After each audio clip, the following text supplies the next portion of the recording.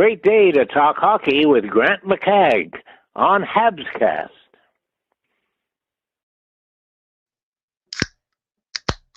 "15 seconds, baby." Goal Caulfield comes through again in the clutch. He's become the clutch man, hasn't he? Unbelievable, folks. Sorry, I'm still getting a little set up. I didn't want to delay things for you any longer. Just bear with me here so I don't lose power halfway through. My goodness. I'll show you the play of the game here, folks.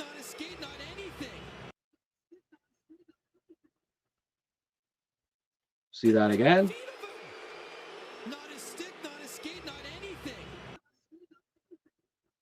How about one more time?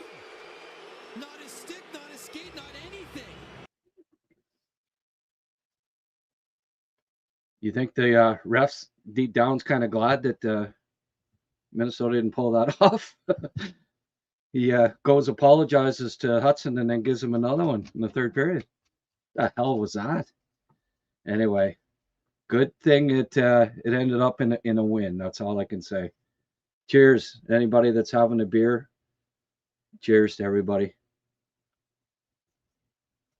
Germain can't make it for this one. He sent me an email saying, can't make it, gonna miss one. So I hope everybody, can make up for my sponsor there by pretending that you're Brian Germain tonight. That'd be cool. Hint. Okay.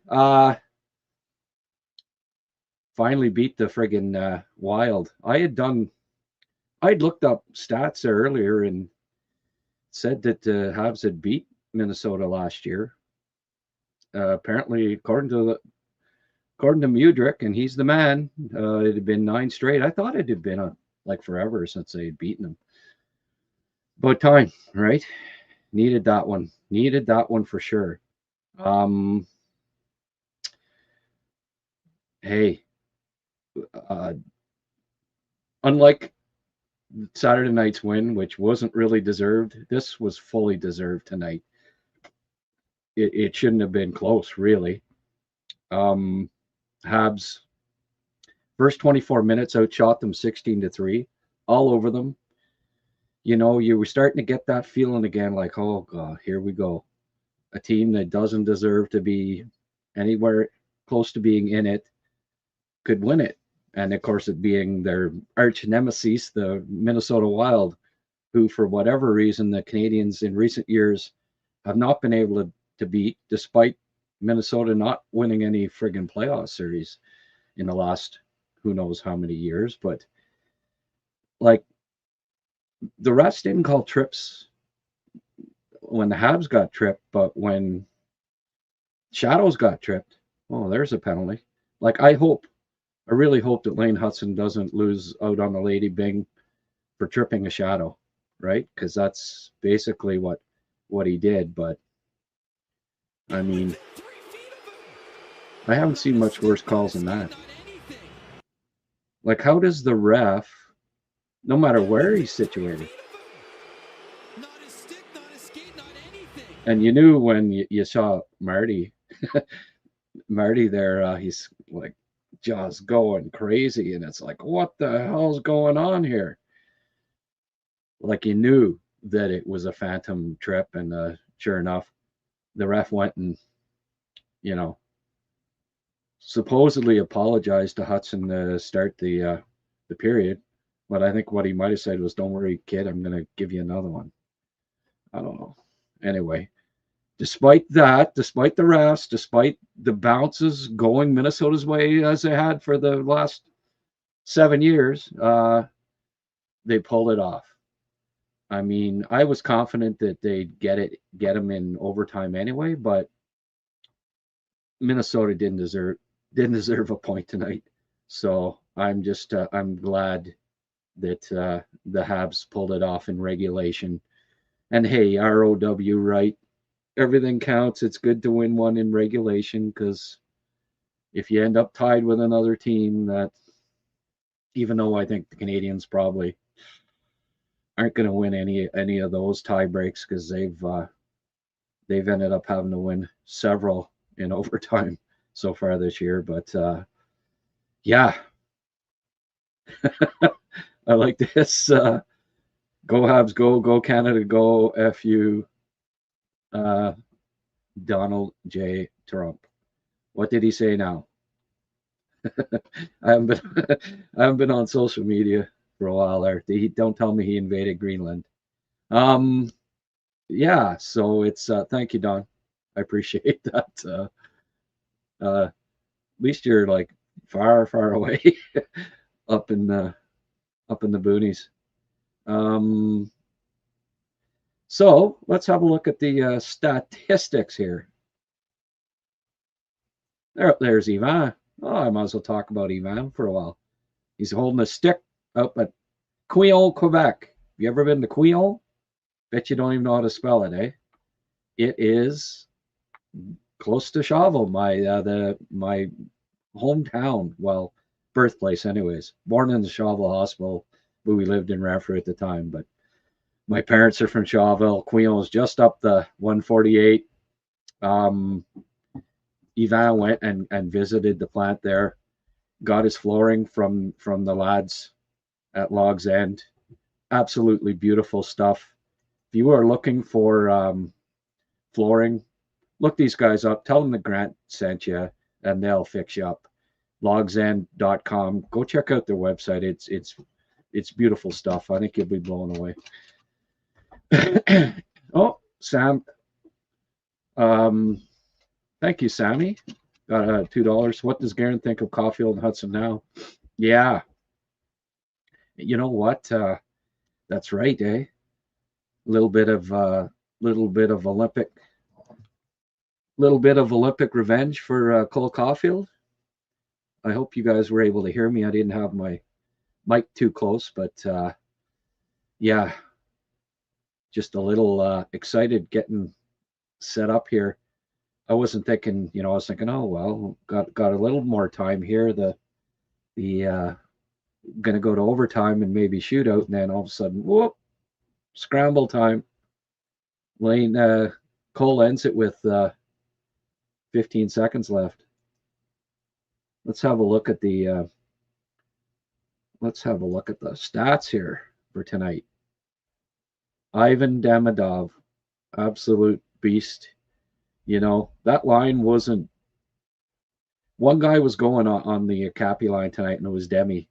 In the past we said, well, it's really the Demidov line or whatever. Well, tonight it was. He was the driving force on that line. Absolutely. The only one that got points, and it was for a reason, because Demi was the line driver. In fact, in the top six, really, he was the main man. Nice to see Phil Deneau score. Carrier, top scoring defenseman since January 10th, I think they were saying. So in the last 10 days, unbelievable. Cappy was good in the draws tonight, 57%. Valeno, I don't know, 1-2, lost 5, but Marty would have him take the draws when those two are out, but whatever. Deneau, best game probably Deneau's had, I think, in a Habs uniform overall. 67% in the dot. Got his first goal, +3. Thank you very much, Phil. Won another big draw at the end, right? 19:31 ice time for Phil Deneau tonight. And I thought, you know what? You know who had a lot of jump tonight too? I thought it was Jake Evans. He was a lot better tonight than he was in the first game. Shots wise, Carrier 5, almost had 2. He's picked it up. He's played well. Just curious, Struble, eh?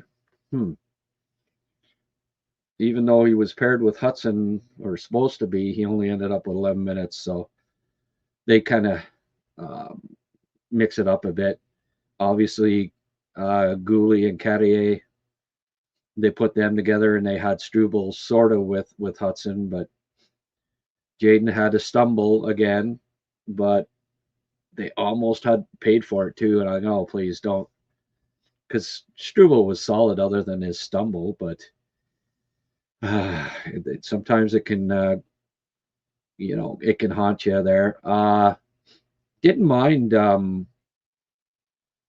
Bull Duke's game tonight. Threw some hits. I thought he was okay. That line was decent. Kirby Doc, little quiet, but you got to expect that.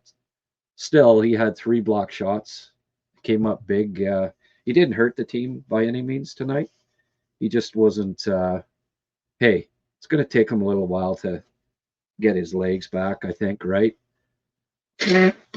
From a hit standpoint, nobody really.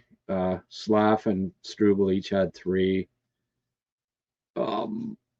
Matheson, hurt that Matheson was in the box. Couldn't kill off that penalty when he was in the box. But 5-on-3, frig. It just. I really would not have been too happy if Minnesota ended up winning that, because I don't know, the refereeing tonight, and I don't normally like to try to blame a game on referees, but it left a lot to be desired, I think. Let's see here. It was I got to get to the out-of-town scoreboard, see what else. I think Ottawa ended up winning, but they obviously didn't gain any ground on the Habs, so good in that regard. They're still, I guess it's, what is it, 8 up on them. I'll just get to the standings here. Sens won 4-1. Tampa, frig, beat San Jose 4-1. Dallas is up 6-2 on Boston. Sabres bouncing back, up 4-2. So St. Louis, I guess they're pretty much done. They're not making the playoffs this year, I don't believe. I'll just grab the live standings, as they call them here. We'll go down 13 spots, since it involves a couple of Atlantic teams. Just bear with me one sec. I didn't get this before because I didn't want to leave people waiting any longer than they did. All right. Bruins are getting beat up, says Drum Dude. Ottawa won, Tampa won. Yes, they did.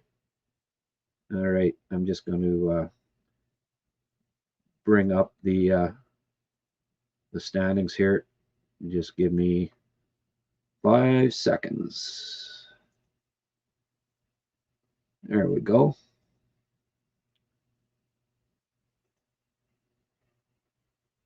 And that's not the standings. This should work. All right.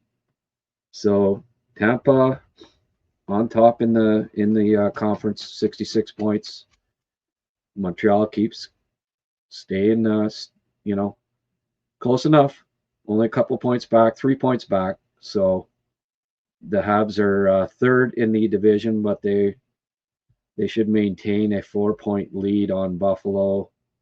The thing to worry about is Boston, right?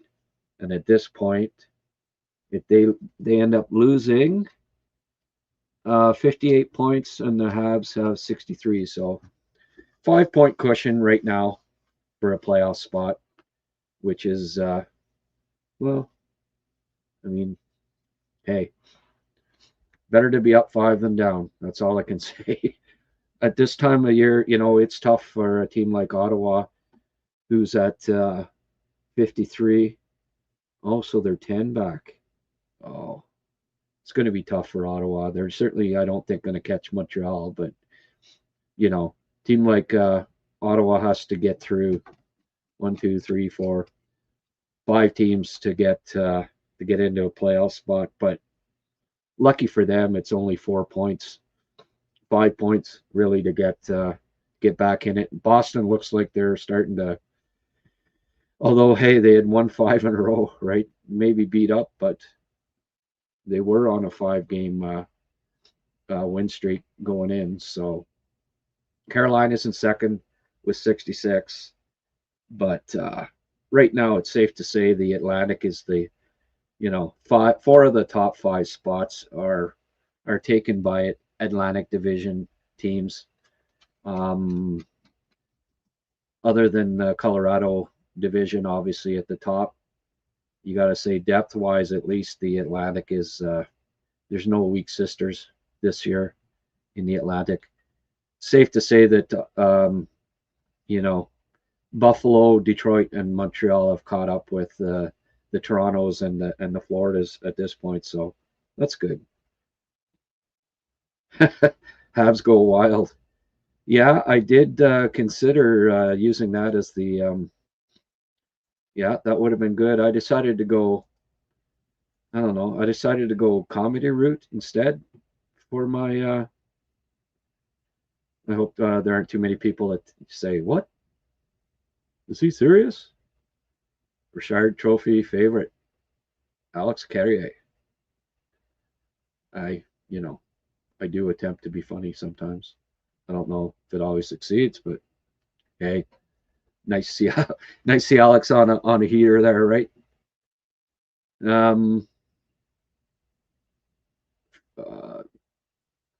Blaine was at his young lad's game. I got too many possible correspondents that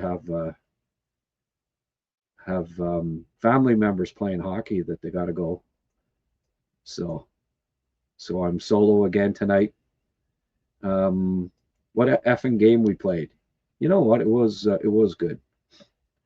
I think it was Ken Pedro.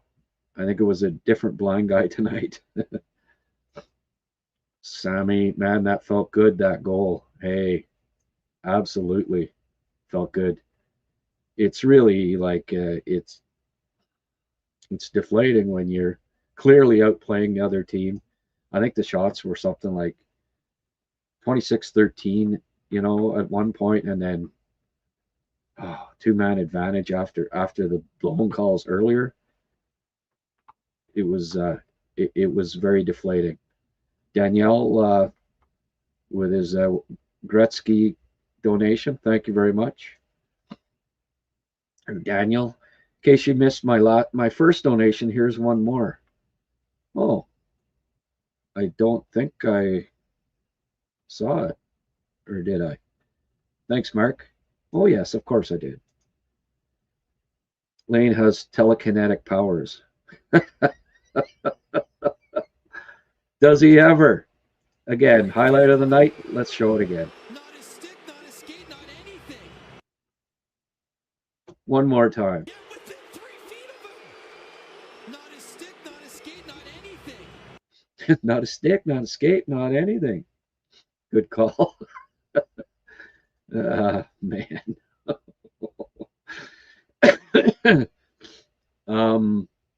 Should be able to somehow or another, like, can the other ref not come up and say, buddy, psst, you missed it? Or did he not see it either? 2 blind mice. Like, what was this? What was going on there? No, I'm not necessarily saying video review for, yeah, well, they could switch it up and not have the offside video review it and have that, but anyway. I think, what you can do maybe is like the other refs say, I don't think so, and then they go have a look, but anyway. Yeah. I think that deserves a sticker. What's that?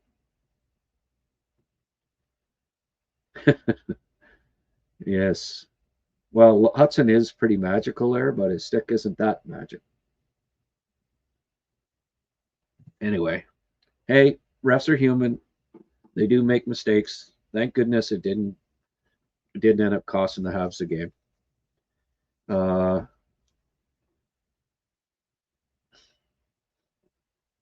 Minnesota is one of the lowest penalized teams, so I don't know. They better, yeah. No, this was during the game. I don't know. Did anyone see that second call? Like Mike Johnson, they were trying to find it, and Mike Johnson was saying, "Oh, I don't know, holding the stick," but I just broke my remote in anger. Ooh, I've got my remote has like a rubber casing. Comes in handy. Yeah.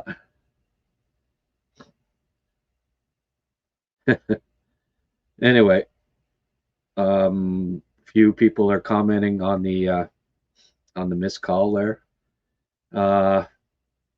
Hey, Habs are getting closer and closer here to break time. It's going to be much deserved. Dobish, tell me what you thought of Dobie there tonight.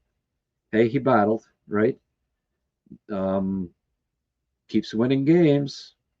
We can't ask for much more from your goalie other than wins, right? It's not how, it's how many. And Dobie, now, let's just bring up the official tally here. So that I believe now he's 15-5-3. Was 14-5-3 going in, right? So 46, 33 divided by 46, 717 win percentage. Like that's Ken Dryden territory almost. Not too shabby, eh? 717 win percentage. I like it.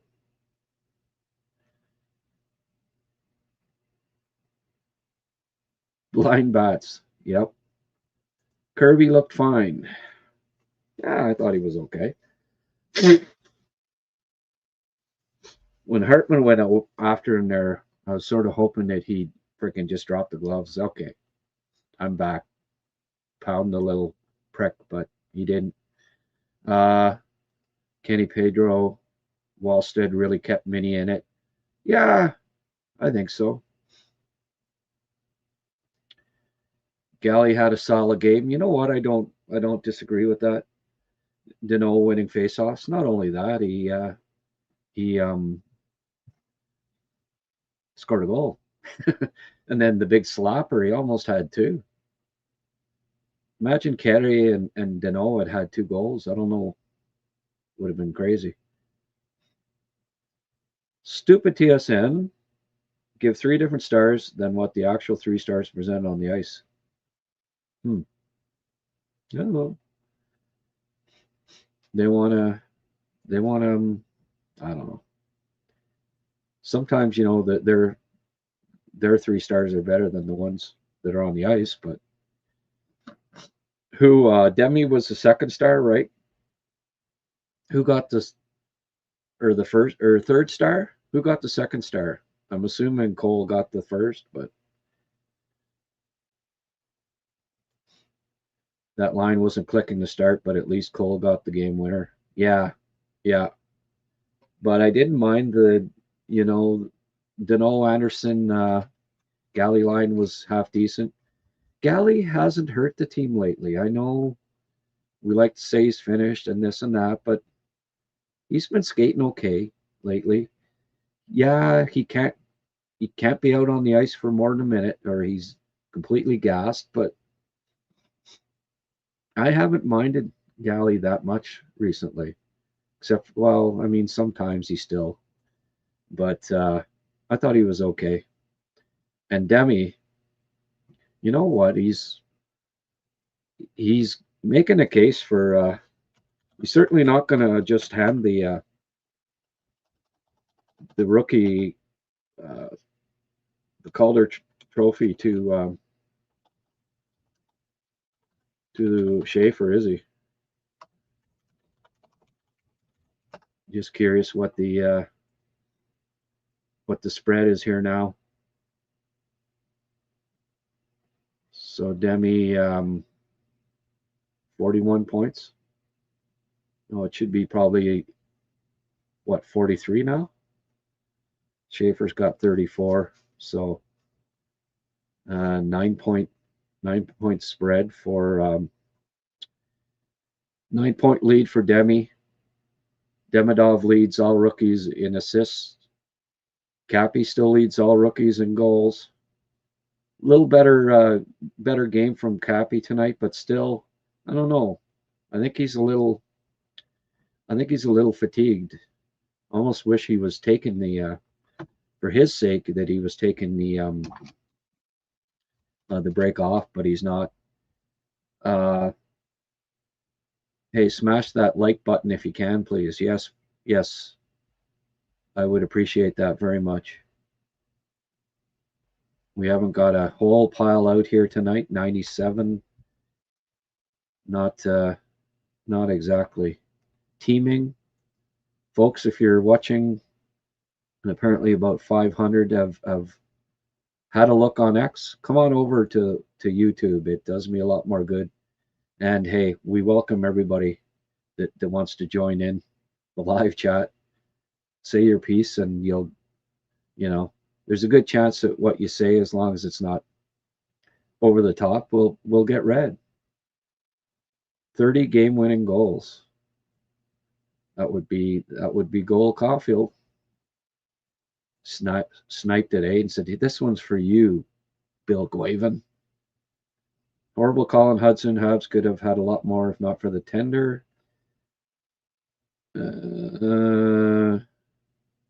Who's too small now? Yeah, for their tender. Oh, okay, their goaltender, like Minnesota's. That could have been taken two ways: their own goalie or the other team's. What a goal by Cole. Here's Grant. Cole's not good enough to play on the national team, though, Grant. No, I know. It must have been sweet for him. You know. I mean, he did not have I don't think he had a stellar performance, but by any means, but still, sweet victory. Absolutely.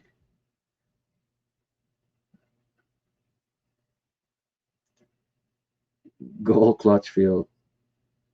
There we go. Seriously, a hard-fought character win tonight. Proud of the Habs, said Sammy Knight. I agree.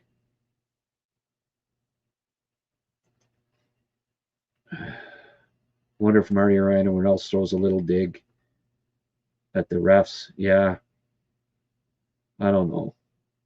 Not they would if they had lost, but seeing that they'd won, probably not. Wild 18-1 over Habs in last 19. It's 18-2 now, but pretty crazy, isn't it? It's not like they're friggin' world beaters either. And again, it almost, tonight we got an example why, I guess, just for whatever reason.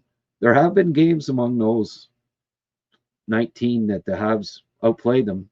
Like, it was all coming back to me, whether it be bad bounce or crazy, bad bounces or plays like this.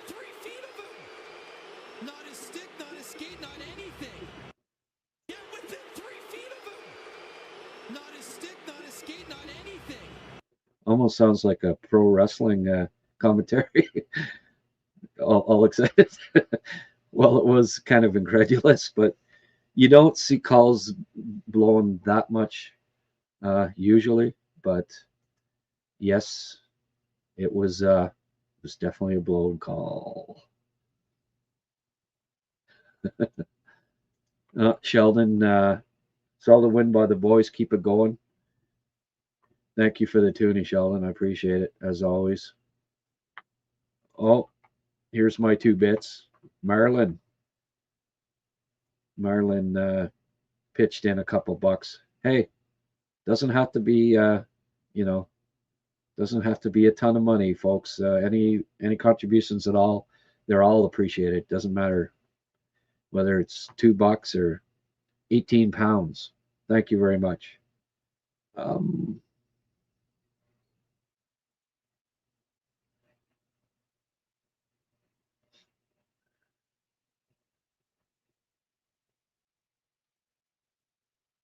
Struble did not look good at all. VDoc, you always got to find the dark cloud in a silver lining, eh? Other than that stumble, I thought Struble wasn't that bad. Wasn't great, but hey, who cares about the sixth defenseman that plays 9 minutes? Like, if that's your focus on after a win, your glass is half empty tonight, VDAC, my friend. Didn't see any passengers on the Habs tonight. No, I didn't either. But apparently, Struble was bad. All you got to do is have one like stumble and terrible game. Like that's all people remember. Right? No, Struble wasn't horrible tonight. I disagree, Francois, and everybody that disagree. Arbor back in the game next with Struble's. Okay, all right. So everybody talk about the one guy they think because he had a stumble. Let's talk about him.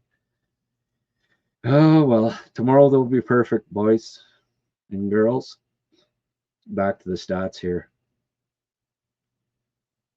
Who ended up with a minus here tonight? Nobody. Well, how could Jaden Struble have an assist and be +1 if he was horrible? I don't get it. Led the team in hits. Yeah. Led the team in hits, had an assist, +1, but he stumbled, so he was horrible. Oh boy.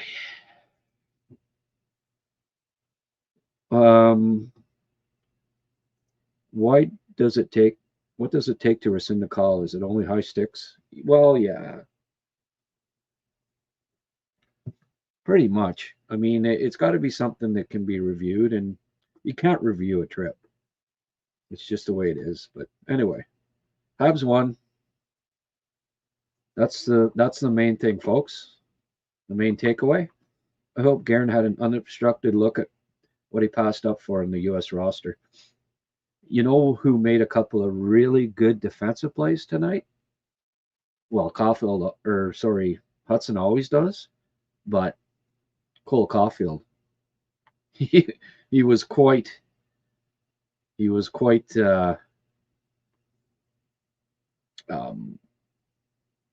quite good defensively tonight. I don't think that's just a coincidence. Yes, Demi has 43. They didn't have updated. They don't update the stats right away. He had 41 going into the game. Has 43, up by 9 on Schaefer. I think that's got to be probably going to have to be like 20, and he's going to have to score more goals than Schaefer, I do believe, if he wants to. I mean, it's just the way it is. Like at least a 15-point spread, maybe 20. If Demi can, and I mean, in the last 20 games, he's got to be at least a point a game, right? If he can hit 80, Schaefer ends up with like 55, 60, then we're talking, right? But end of the season's always important, and it's what if he ends it strong, and Schaefer keeps tailing off a bit on the offensive end, which he has of late, then it'll be it'll be a close race, I do believe. Come on, guys, only 16 likes, need at least 100. Yeah, we're not getting a lot of it's actually kind of a disappointing turnout here. We got 89 on board, only got 19 likes. Huh. Don't know why. Jermaine's not here, and the place just falls apart. Yeah, well, as I said, like better game, but he looked tired. Yeah. Oh well, he's gonna have to just sucker up. I didn't Slav. Uh, Slav wasn't great tonight. He had a couple of those friggin' passes there in the own zone deal going on again there, where hadn't seen that much lately, but tonight, well, on that goal that line was on for, he made the bad pass in his own zone, and then later on in the third period, which almost resulted in another goal, he instead of just getting it out, which was easy for him to do it. It would have been easy. Maybe it wouldn't have been a perfect pass or whatever. He frigged with it. He stick handled of it. He went to pass it back to the defense, but it wasn't going to be a perfect pass. Held on to it again till he lost it, and it almost resulted in another goal. Slav hasn't been as sharp the last few games. Demidov definitely drove that line. He was I think the best player on the ice tonight. Dangling too, eh? Oh my goodness. Lots of fun. Grant, what are your thoughts about a team 3 point for a reg win, 2 point OT win, 1 point OT loss, 0 points for a regulation time loss? Yeah, yeah. I don't mind it being changed from what it is. I personally, if you, I don't want a shootout at all. If it's tied after overtime, give each team a point. Personally, that's what I would do. But if you find, I find if you focus too much on the refs, it takes away the pleasure of the game. Yeah, yeah, you can't be. I, I get pissed off in the moment, but I mean, I get, I'm pretty good at getting over. Well, I get pissed off lots, so I better get. I got used to getting over being pissed off. I hope Hughes doesn't sign with Mini just to stick it to Garen. Garen, yeah. Well, somebody's happy with Dino. Yeah. Well, it's about time he showed up. Uh, honestly, wasn't crazy about Dino's last few games, but tonight tonight was a good one for him. And I thought Evans was better tonight too. Didn't mind Valeno's game. Didn't mind Bolduc. The bottom six played well tonight. Um, really, I think the bottom six was more consistent than the top two lines, and maybe the difference in the game tonight.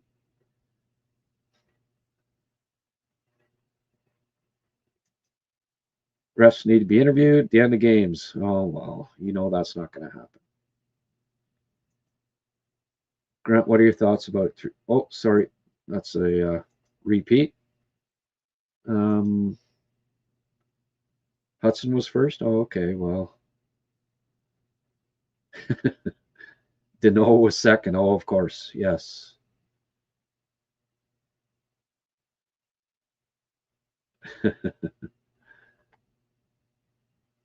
um, Lane also stumbled pretty badly in the game. Yeah, but he's not Struble, so.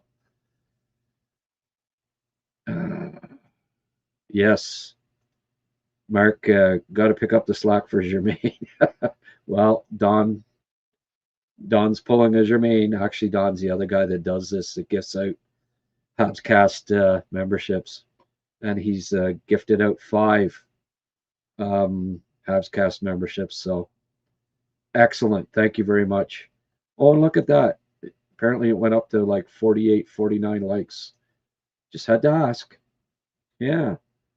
So please hit the like button if you don't mind. Every bit's Every bit's appreciated. And come on, let's get it up over 100 here. We only have 87. Come on now. 87 on board. No chocolate factory for you. Okay. 2 bits, man, a quarterback in the day. Yeah.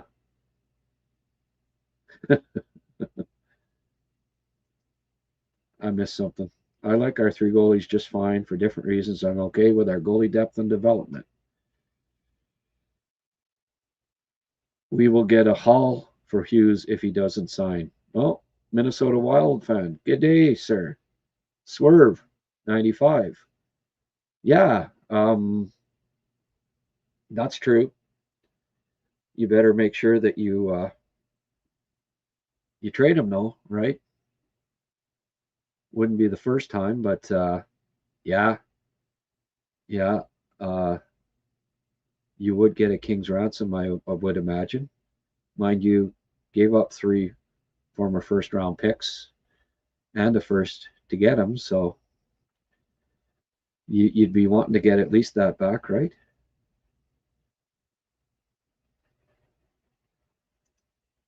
When I win the lotto, Grant, I will donate 99999. Wow. Okay, guys, buy Daniel a lottery ticket, please. Send it to him.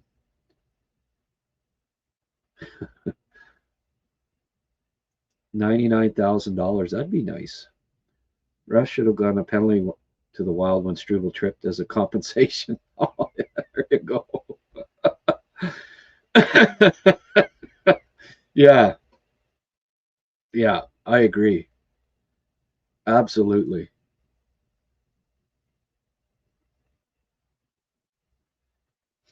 Uh,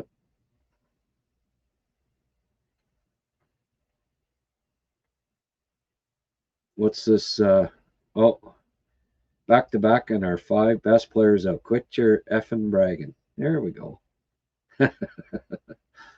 Yeah, well, hey, got outplayed tonight, I think you can fairly say, but no, you're right. It was a back to back. And hey, Montreal knows full well what having five top players out is like. Trust me on that. But you know, you had your main defenseman there, goalies. So obviously Eriksson Ek wasn't playing. Boldy, yeah. No, in that regard, you know, you almost pulled out a friggin' point or maybe 2. So yeah, tough loss for Mini. Yeah, but they didn't. I mean, I don't know that they were deserving it really. Oh, without deserving it, and yet are left leaving empty-handed. Yeah. Well, I mean, beat Toronto, lost to Montreal. I'll take that every time. Mini's Mini's got a solid team, so no shame in losing second in a back-to-back. And as noted, you've got some good players out, so makes it tougher. With the officiating tonight, makes you wonder why they're amongst the most penalized in the league. Doesn't make you wonder at all. Answers the question.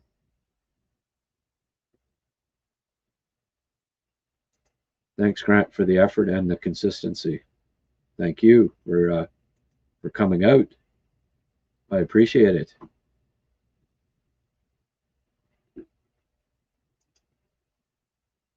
They must think Lane was on Stranger Things, Mystic Powers.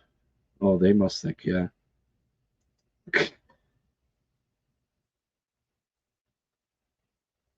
Hughes not enough. Try buying the other 2 brothers. There you go.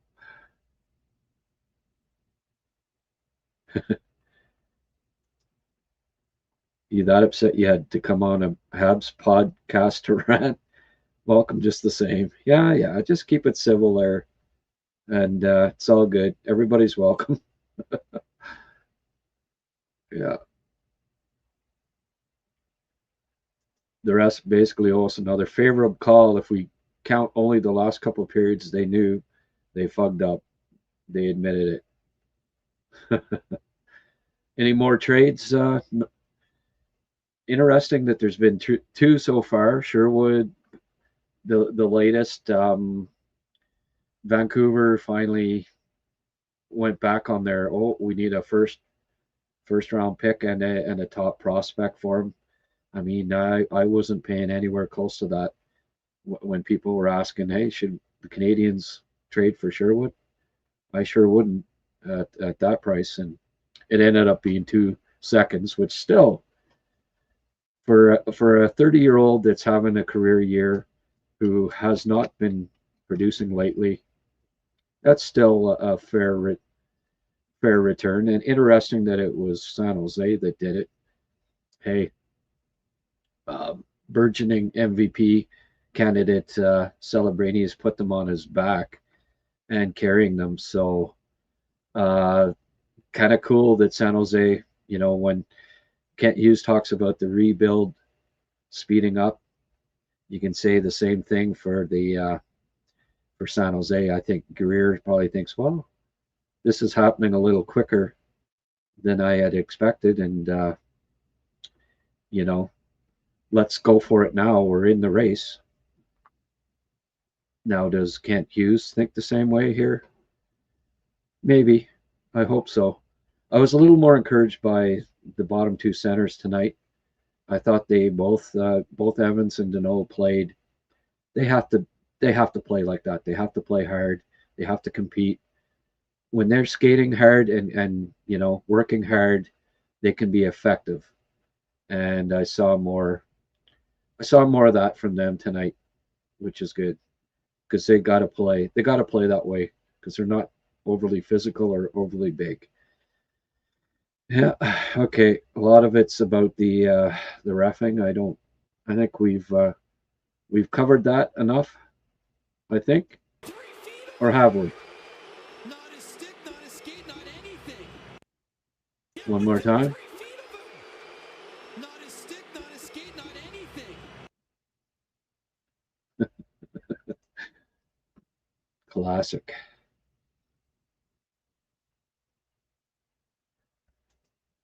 Kirby did look okay for a guy that's played. Yeah, he was all right. Yeah. Um.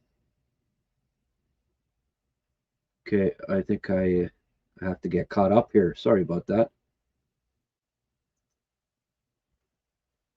Marilyn leaving already. I appreciate the contribution before you left, Marilyn. Thank you. What's the cost you'd pay for Crosby this year? Will be a few of these, eh? Molson would have to back up a couple of beer trucks. What's the price for Crosby? Well, let me just have a look here. Pittsburgh's in 8th place. I don't think Crosby's going anywhere, Don. If they're, and I mean, hey, I can't see them being more than 4 points out of a playoff spot at the trade deadline. And if that's the case, they won't trade unless they absolutely drop off the end of the earth. They aren't trading Crosby. I really don't see it. They have points in 4 straight games, including 2 wins. They're in the final playoff spot right now. It's highly, highly unlikely. And if it did happen, because they're as close as they are, it would cost you way too much, I think. 17 million didn't salvage the game, did it? That ludicrous contract, what the hell? Yeah, I know, Kaprizov. He really didn't do a whole hell of a lot, did he? Tarasenko was better than him tonight. you know.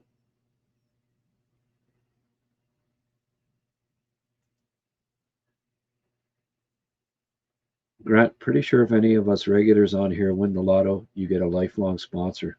Go Habs, go. Well, everybody that's on here, start buying lottery tickets. I don't normally recommend that, but I'm making an exception.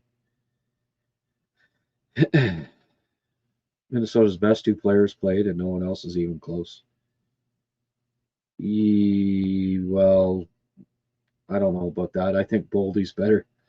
I think Boldy's is a terrific player. He's not only close to Kaprizov.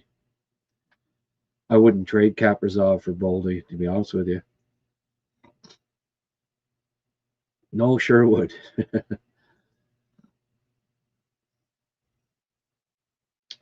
Grant's new meme for his channel will be that replay. Yeah, really. Yeah, I'm telling you. 3 feet of him. Not his stick, not his skate, not anything.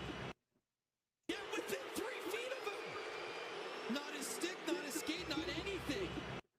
Get Not a within 3 stick, not a skate, not anything. Whew. Have I heard that Kyle Dubas was at the game tonight? Okay, well, there you go. It's trading Crosby then. Folks, give us your egg goggles, Paisan. Give us your trade proposals. Dubas was at the game. That means he's trading Crosby to the Habs. So what's it going to cost? Cappy,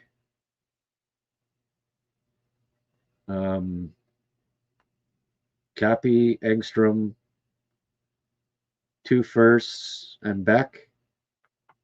Probably not enough, eh? Have to throw in Jarosky or something like that. Oh, some people like that. If Pierre's on here, he'd be happy about that one.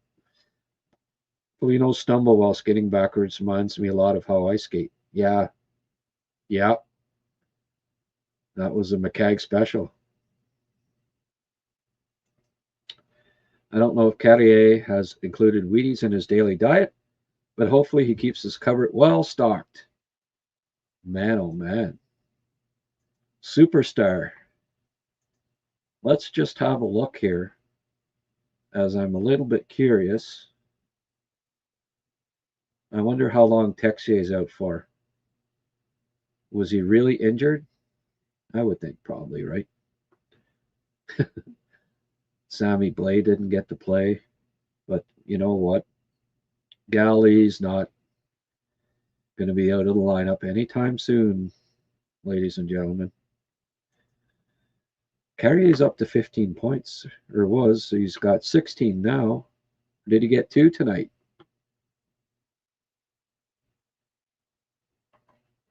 Let's see here.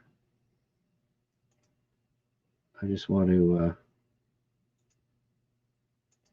I think he had a goal and an assist tonight, did he not? Oh, he just had a goal. Only a goal. Okay. So 5 goals, 11 assists now. For a defensive defenseman, that's not too bad.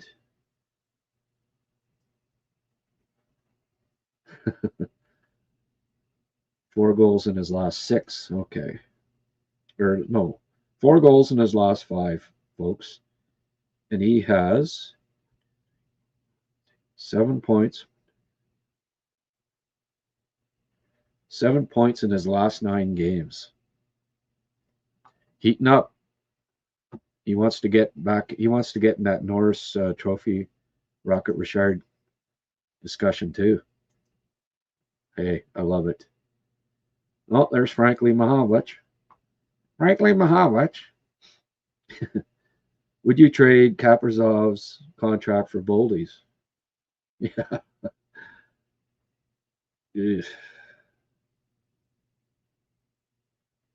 Yeah. Everything is happening.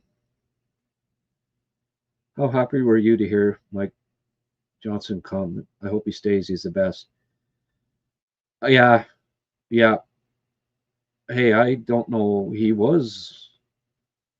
Was he not the regular like last year? And now he's only around a couple of times. Like, yeah, I wish he was. No disrespect to Frankie.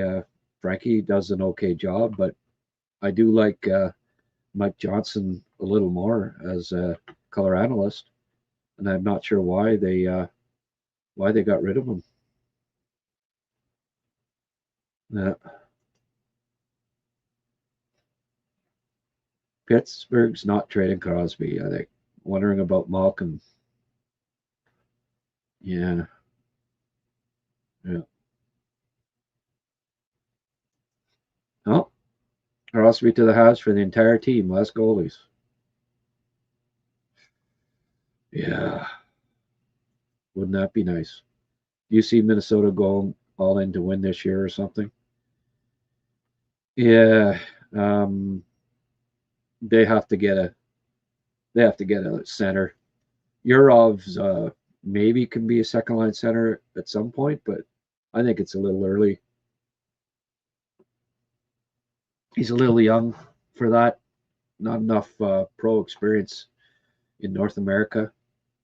Uh, I mean, they traded Rossi, right, as part of that package, and he was the number two pivot. You can't now with Echo. Geez, they just don't have it. They don't have the strength down the middle to compete.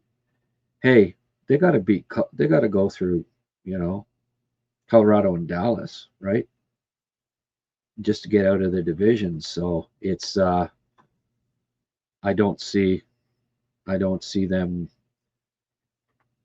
Guerin can't sit on his hands there. He's gonna have to get inventive and make another deal here. Maybe even Yurov's part of it. Um,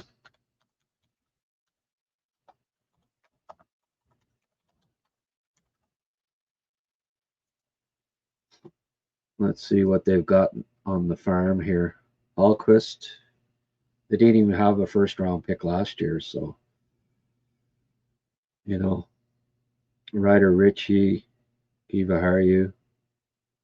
Well, Kiva Harju could definitely be dangled. I don't know how much value he would have though. Uh, Carson Lambos, Jack Pert, he's gone already.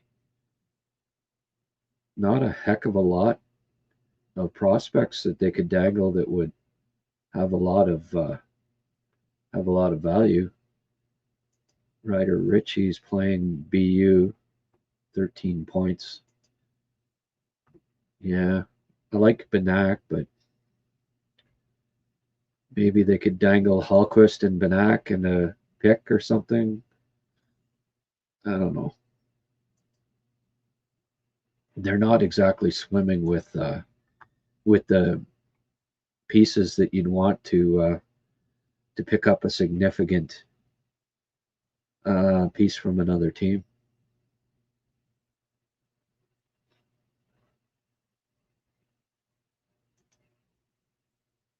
Take on Dovish's performance tonight. A couple got through him. I never like to see goals get through a goalie. Uh, Again, he battled. Um, I didn't mind. I didn't mind his play. That was a big stop that he made on at the side of the net. Was it Kaprizov? That was a you know he tends to. Hey, he battles. That's one thing you can say about Dobie. Every game, he's going to give you his all. Maybe he's going to give too much at times, but he's going to give you his all. And he looked okay. Uh, not not a Picasso, but came out with the win, just like Monty the other night. He's now 15-5-3, 717 win percentage. And I was saying that even like when the thought was maybe that he'd end up being the odd man out. How do you send a guy to the minors that's winning 70% of his games? It's doesn't happen very often. So is it too early to have a conversation about Hudson's worthiness for the Norris? Oh, I think Carrier's the guy, right? Got to be Carrier. He's the Habs not only the Richard Trophy favorite, but Norris Trophy favorite now, baby. All right, I might be kidding. McCarr's getting it. He might be a unanimous pick this year. I'd like to say yeah. Lane's in the conversation. Maybe he'll get a couple of votes from Montreal-based writers, but it's McCarr's year. That it's just he's thought of the way Colorado's winning, right? How dominant they are. I can't see. He might finalist. Like I'd say, conversation to be Norris finalist. Yes. But winning, not this year. I think it's got to be it's going to be McCarr going away. But Minnie has a tough first round of the playoffs to look forward to. Yeah, I don't know if they look forward to it, but it will be tough. Absolutely. We look at the Western Conference here. They're in the Central Division, third place. What they have to try to do is they're tied with Dallas, so I mean they're not going to end up in first. Colorado's going to be first, but if they can get home ice against Dallas, maybe they can win that series. But then they're most likely up against the Avalanche, right? It's funny, Utah, who is in fourth, has a better record than Colorado in the last 5. Stranger things have happened, folks. Seems like the teams that just blow their wads in the regular season end up losing early. There's been a few that it's happened to. Florida, their big year, they lost like 3 years ago or 4 years ago. Boston, that record-breaking year, they lost. Tampa, that huge regular season year, they lost. So I don't count my chickens before they're hatched. Just put it that way.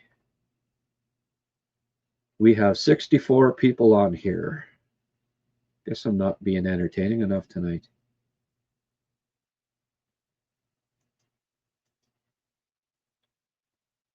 Is Trocheck a want or possibility for Habs this year?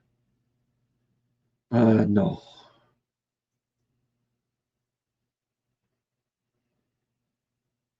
Have you seen the rumors out this month saying the Habs are inquiring on Pettersson?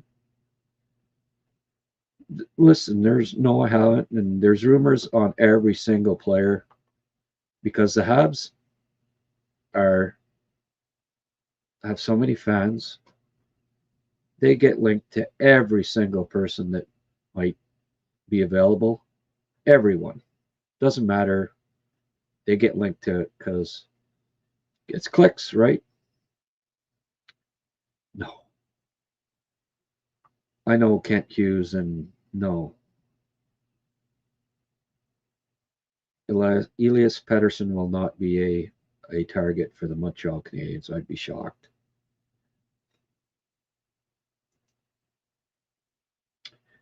Lane might be top 5 in Norris voting. Yeah, maybe top 3. He's like voters love the point totals, and he's 2 points behind Makar. So, but he'd have to get a fair number of points more than Makar to be fair, to be, I think, in the conversation to win the Norris this year. Because Makar, you know, what Colorado's doing, right? He'll get rewarded for that.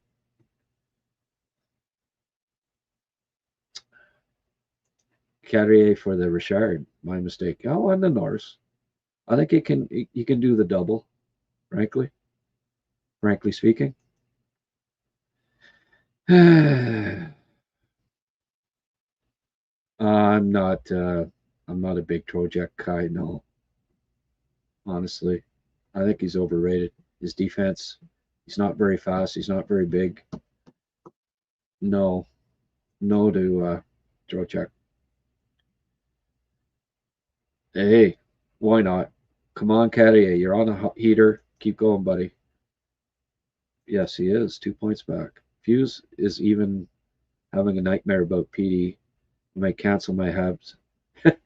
He's even having a nightmare about him. Yeah, I know. No, no Pedersen, please. Hey, now we're on something. Bring up Rhino, put Carrier on the wing. Yeah, yeah. Elite goal scorer, sniper. Alex Carrier on the wing. Perfect. Championship. Do I think Shen will be available soon? Well, are you talking about Luke Shen? Or are you talking about Braden Shen? Yeah, well, St. Louis, right? Toropchenko would be, I wouldn't mind them getting their hands on Toropchenko. Braden Shen's a possibility. Yeah, either one of those guys. I don't mind Shen. Maybe that's someone that they consider. I'll have a look at the live standings again here. Let's see who's down and out. St. Louis is fading fast. 46, they're 7 points out now. It's 15th place. I think St. Louis is going to be sellers. Vancouver doesn't have much left. Jets maybe are sellers. Calgary already got rid of their big guy, but they're selling, obviously.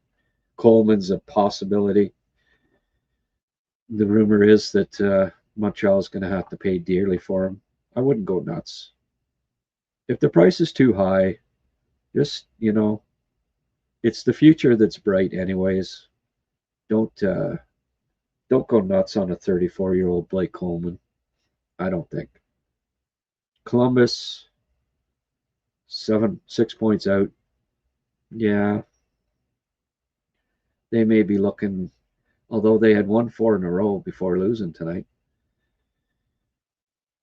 They could end up being sellers, though, as well. Nashville, 50 points. They got to get, hopefully, they're about 7 back at the trade deadline, and Trotzy's eager to get rid of a couple of players because I think that they've got a couple of players that would be good on the Habs.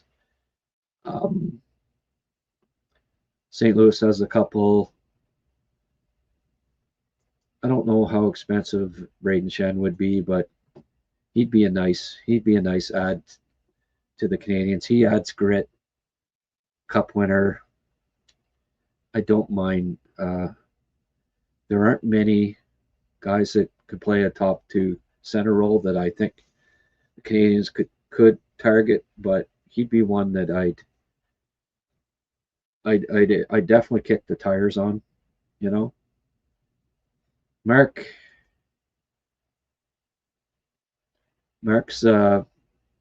picking up the slack here for Germain. That's At least $12 that he's kicked in tonight. Thank you, my friend. I really appreciate that. We may not have huge numbers right now, but what we do have is some kind, generous people that are, and the numbers are starting to go up a little bit here. So I'll stay on for a little more, but when I don't have a guest, I kind of can run out of topics a little bit.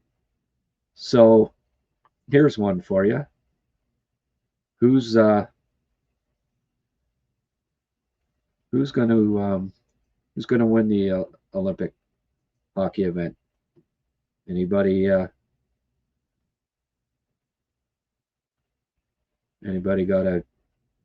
a favorite? You think Canada can do it? The wild card spots out west are still wide open too.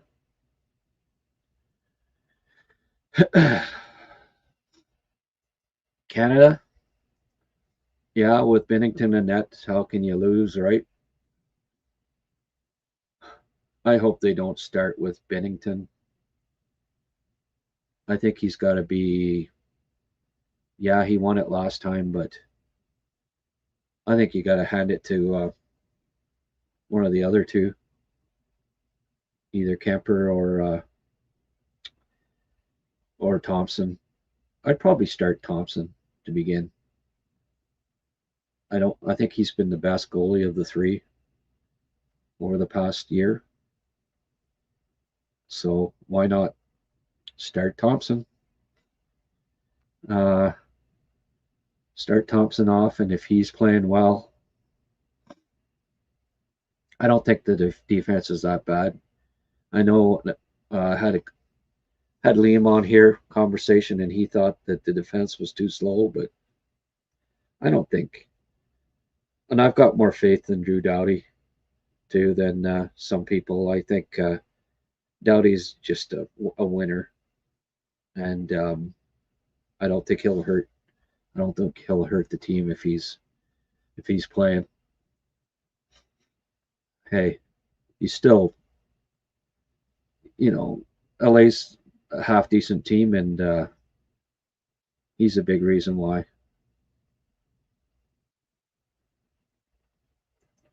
Thoughts on the Sharks? Well, I did comment on it, Andy. Like, they gave up.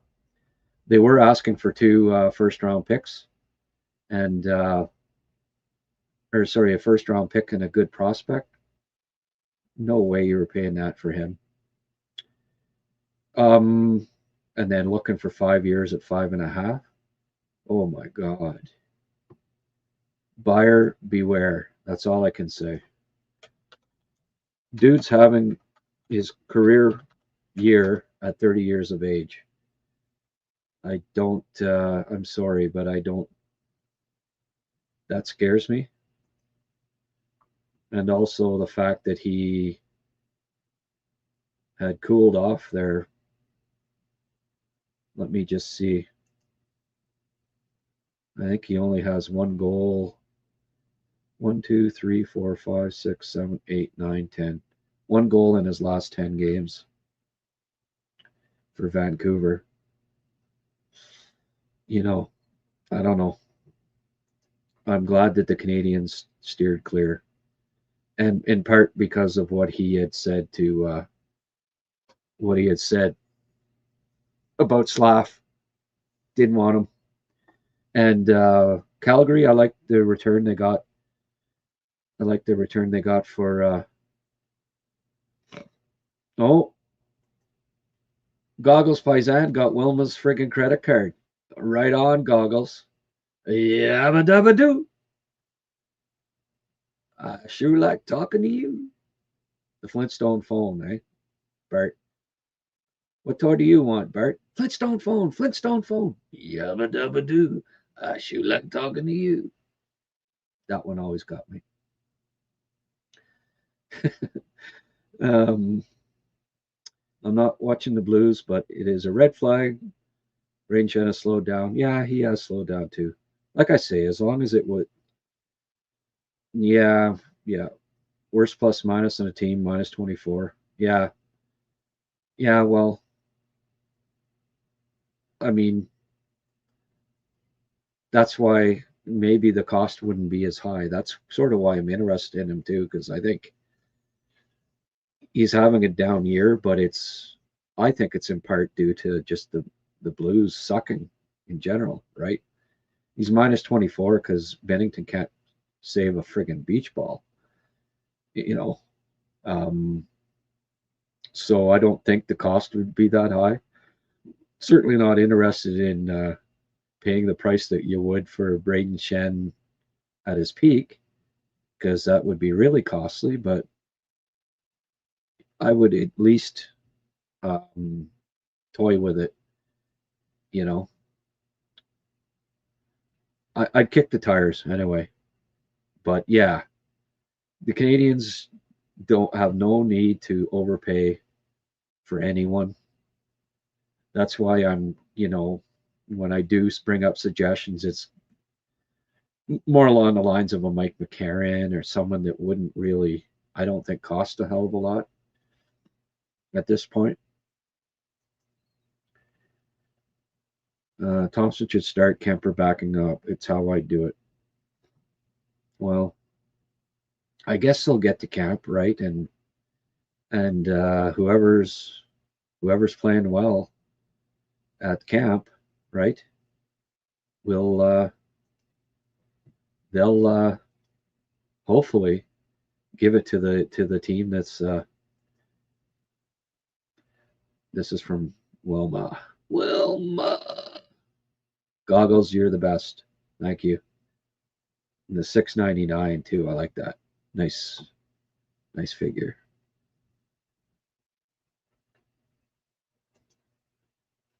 Lane needs to dust off his Manitoba passport. Suit up for Canada. Mm-hmm.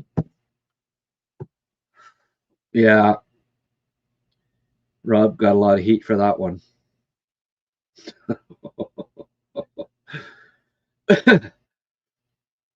Yeah, I think well, Rob moved to Edmonton when he was a teenager, and he thinks of Edmonton as his Canadian home now, actually. One of the reasons why uh, Quinn went there. Stats wise, Kemper and Thompson are near the top of the league. Yeah, exactly.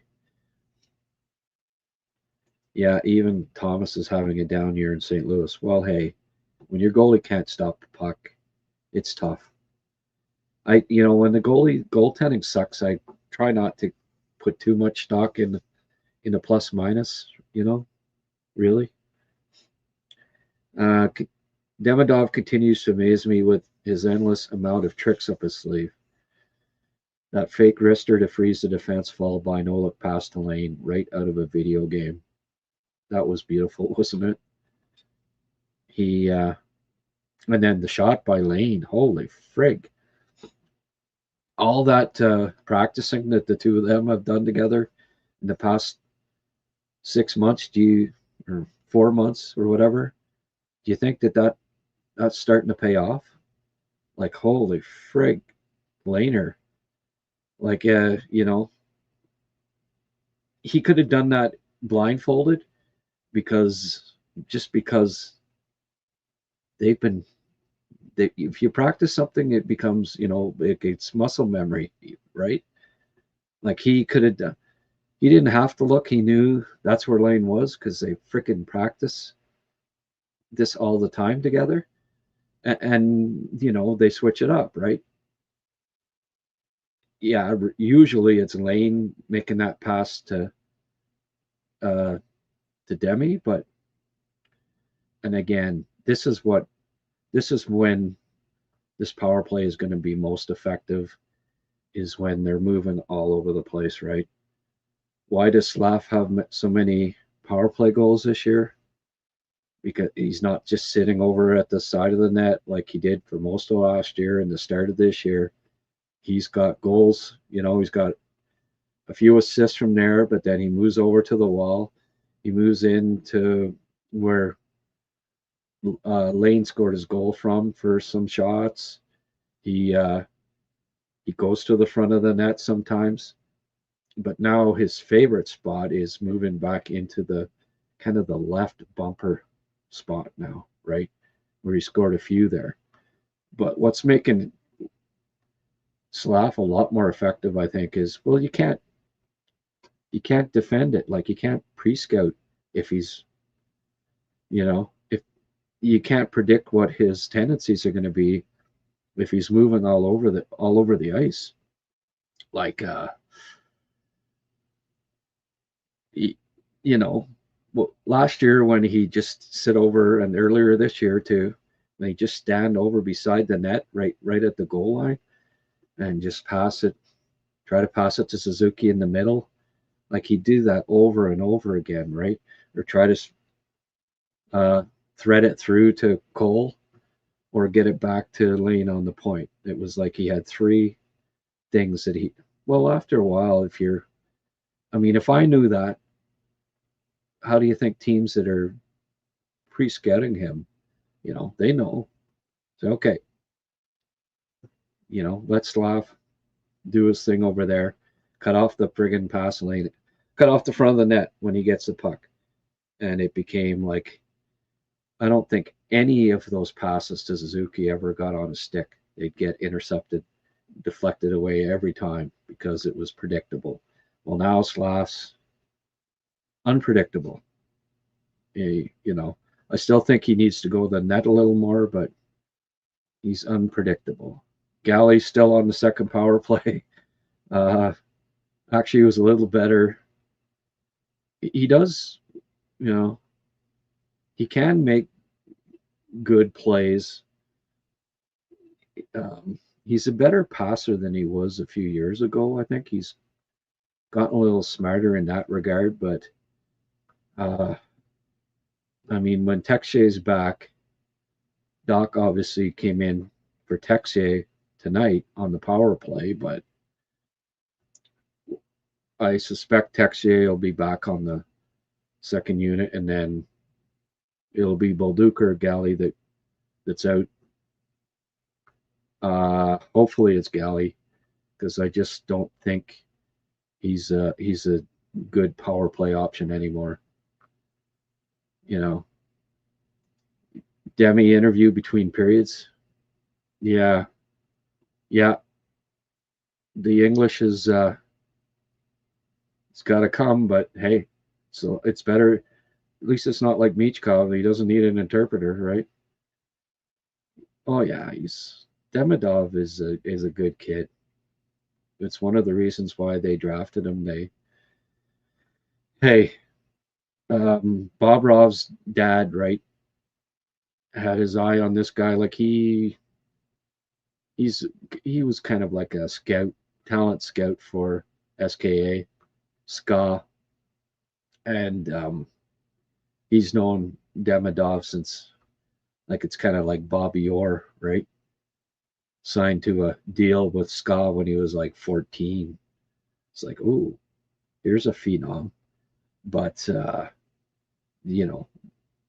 I got good words on Demidov 3 years before he ever got drafted, talking to Bobrov about Demidov and just saying, yeah, this guy's the real one, is what he, as opposed to Michkov, who I knew that Montreal wasn't picking. I knew Montreal wasn't picking him. They were picking. I figured it was Leonard or Reinbacher, and they ended up going with the Bacher, who we have to be patient with, folks. They're doing it the right way with him. They're not rushing him. They've brought up a pile of young defensemen over the past 3 years, set a record with 5 rookie defensemen in Marty's first full season with the club, and Robidaw's first, and survived it.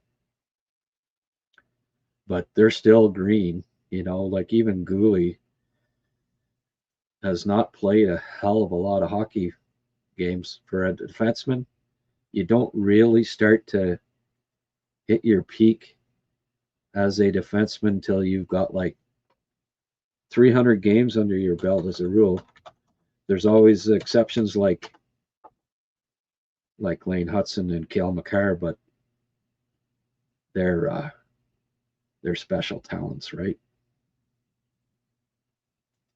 Caden has played a grand total of 179 games. That's not enough. I hope he's healthy for the rest of the year here. I'm glad that was just a back-to-back. They were being careful with him.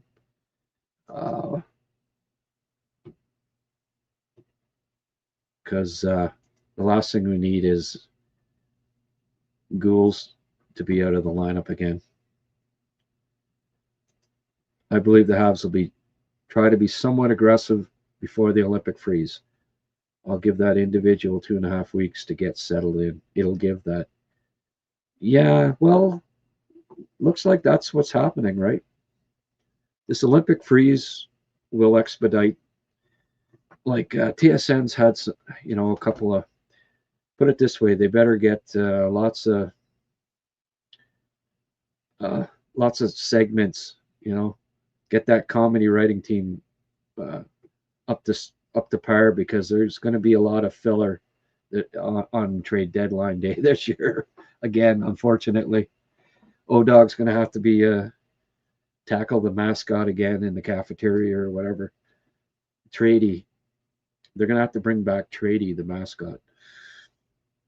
I actually found that to be relatively funny when Trady took the last, I don't know whatever it was, croissant or whatever, and O-Dog went after him and tackled him. That was actually a funny segment. But there might be seeing a lot of that on trade deadline day this year. I hate to say it, but I'll have to come up with another puck over glass song or something like that. Here's hoping they don't. But yeah, I think there'll be more trades with the two that were just. This tends to be a copycat league, and guys are getting traded. We better step up.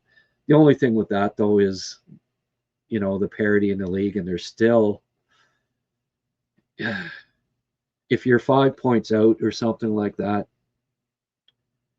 there's still a lot of hockey to play, right?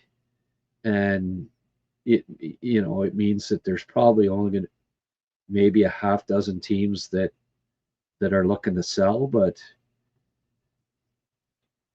in the Canadians' favor, if one of them is Nashville, I think there's a couple of potential pieces there. St. Louis, maybe a couple that they'd look at, kick the tires on. Last year, Larkin was pissed at management for not trading for help. Yeah. Because they feel more like a family. Well, and I think that they just, the Canadians have like 15, they have like five lines and 8 defensemen really that are right. Like, it's not like they need a lot of help, especially if Doc comes in and he fills that role. Texier gets bumped down to the bottom 6. They don't have to find a lot of players, I don't think. So, why would they do that, right?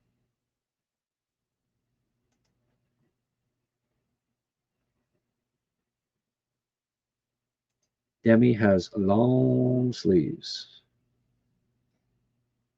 Okay. Captain going to the GM and saying, hey, please don't trade anyone.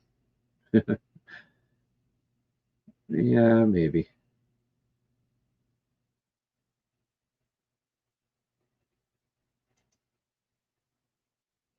Linus quietly, yeah, 9 goals and 11%. Yeah, well, his shot has improved. Really enjoyed hearing Mike Johnson's comments on Slav this evening. You hadn't seen him play in a while. You had nothing but high praise.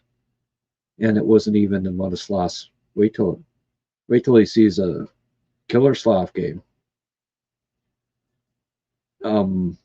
Very serious, honest question. It's about time, Mark. Is there anyone in the league you'd trade Slav for? Oh, yeah, of course. Yeah. Not many, but there's a few. Leo Carlson? No, frig. No. I wouldn't do that. Matt Kachuk? Still not even sure I'd do that. Yeah.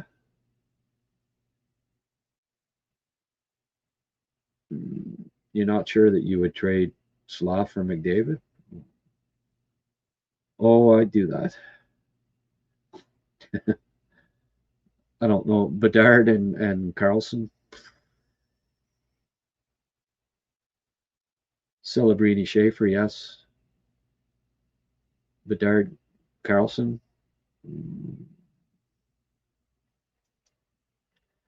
Thought it was an interesting question to explore some different and interesting insights here. Yeah. Well, I don't like those kinds of questions. You know, would you do something that will never happen question. It's not typically something that I dwell on, you know. In the last 10 years, is there a team that won a cup without size and grit in the bottom 6? No, there isn't. I don't even have to look.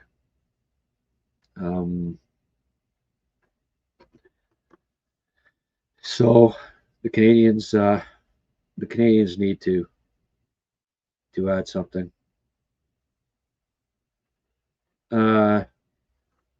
I think you've asked this before, Bontoon. No to Connor Geekie. For me, not a huge fan of Connor Geekie. There's a reason why. Goalie for Geekie? Absolutely not. No. No. No, no, no, no. No. Not me. Goalie, they need Goalie. They want to win at the playoff time. They need Goalie. They need your one physical defenseman in the lineup. If Jackeye and Struble are out, you don't trade them. No. Absolutely not.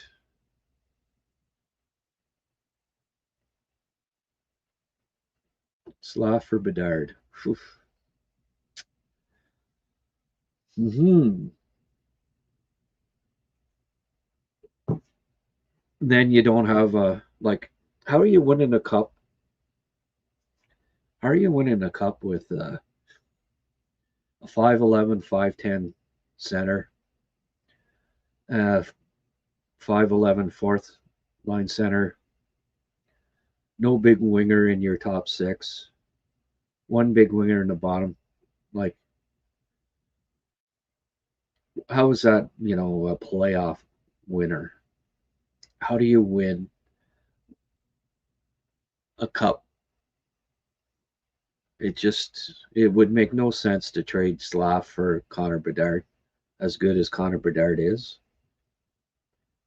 You don't win cups by outscoring the other team 6-4.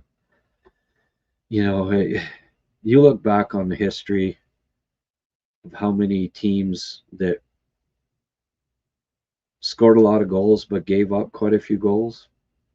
They don't win Stanley Cups as a rule. It's rare unless, you've got a team like Edmonton and even Edmonton until they got Randy Gregg and, those solid Steve Smith, those solid defensive defensemen, they weren't They weren't going to win any cups. Kevin Lowe. Yeah. Well, Goalie's, out of sight, out of mind type thing, right? But he had 18, 19 minutes tonight. They put him with Carrier and upped his ice time. Uh, I thought he was better. Got an assist, right? A primary assist tonight. He's been getting shots in on net. Like he can contribute offensively too. But we're just seeing like he's not at 100% yet. And wait till he is. I think he's going to be such a vital piece for the Habs if they want to win at playoff time this year.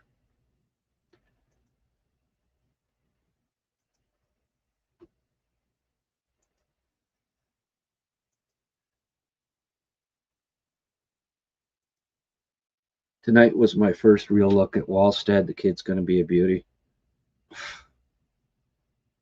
Kenny Holland, he made a few mistakes when he was GM of Edmonton, but trading down when Walsted was there for them to pick, and then Minnesota grabbing him with that pick, it was biggest mistake he probably made in his tenure with Edmonton.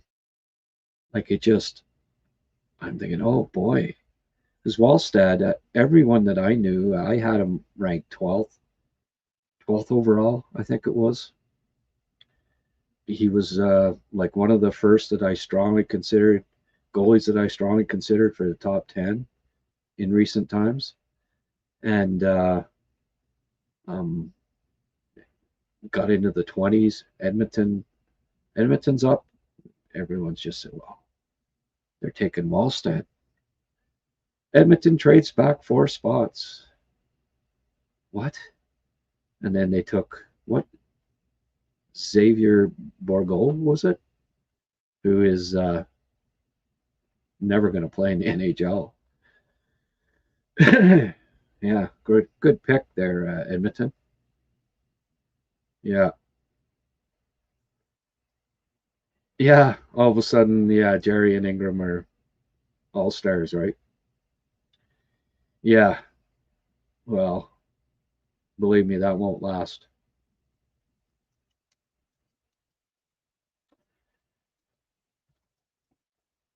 Isn't Walsted 23 or 24? Well, yeah, he's young. He's awfully young. That's why, well, that's interesting. Tony's still going, so used to always say, oh, can't go more than 50 minutes, and yellow, can't go more than 50 minutes on a podcast. Now that I do, what do? They start a podcast at, I was doing a noon podcast, so they start one at 10 a.m. and run it till 12:30. And then, and now because I go past 11 o'clock, Tony's still on the air. Oh well, that's fine. I've got my own audience,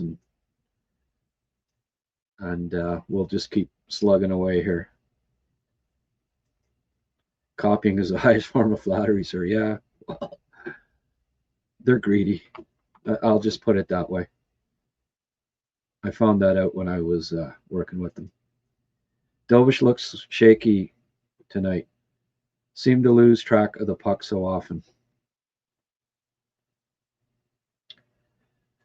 Bontoon always has to weigh in on the silver lining. Ain't there, eh, Bontoon? Yeah, he wasn't great, but he's 15-5-3. He battles his ass off and he wins. So I don't care if you're shaky if you win 71% of your games. doesn't bother me that much that he's looked shaky. What bothers me is when you let in soft goals when it really counts. And you know what? Dobie doesn't do a pile of those. So thank you, Don, for the contribution tonight. The $5 and the five memberships. I really appreciate it. Thank you, Sammy Knight, for a donation there. Mark, you've been great. Danielle, your Wayne Gretzky donations always appreciated. Sheldon, as always, I appreciate the toonie. Marlon, thanks for the toonie. As usual, Mark, geez, you had at least $14. Thank you. You're taking you're pulling up the slack there a bit for for Germain, for Brian not being here tonight. Thank you. Alexander Command, do we draft him? I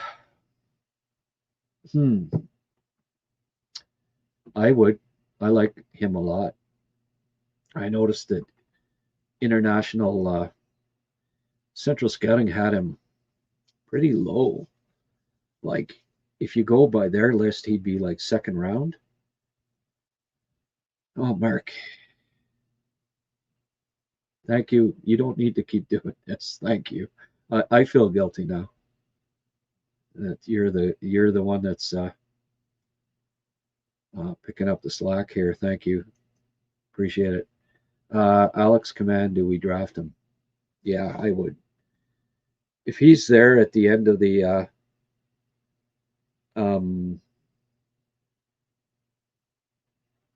well, I'd take him in the 20s, but frig, if he's there in the second round, whew, trade up to get him. But yeah, he'd be, for me, that'd be a guy I'd target with the he's very competitive, smart, got a great shot.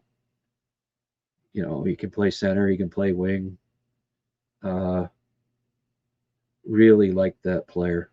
I think you probably know that, because I have featured him before. If not wrong, Walsted has given up 4 or 5 goals in his last 3 games. Even me, who thought he was a Calder tenant, has lowered him. Yeah. Well, he's a backup goalie, right?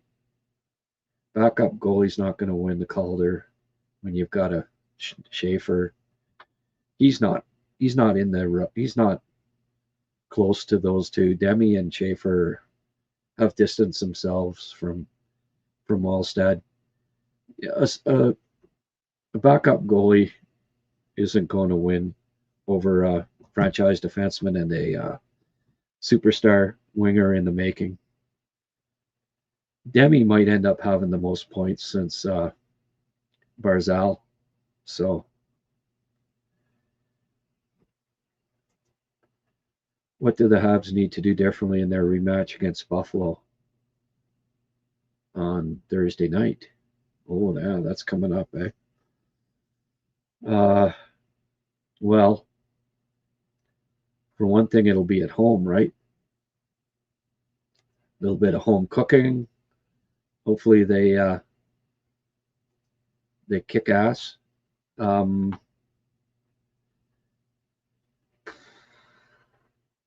think they got to come out like they did tonight, play a strong game, outshoot them, minimize the defensive mistakes.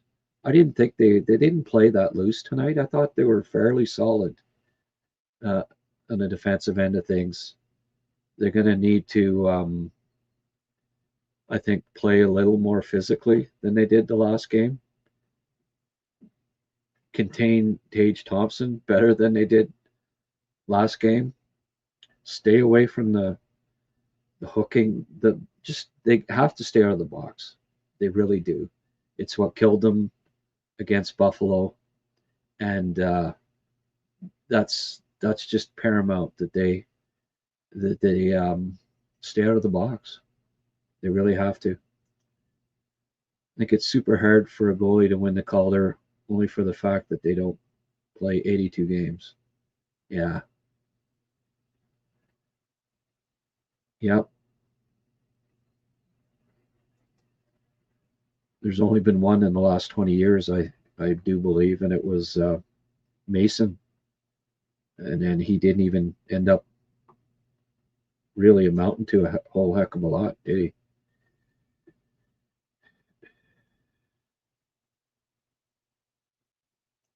Trade for McCarron beforehand, yeah.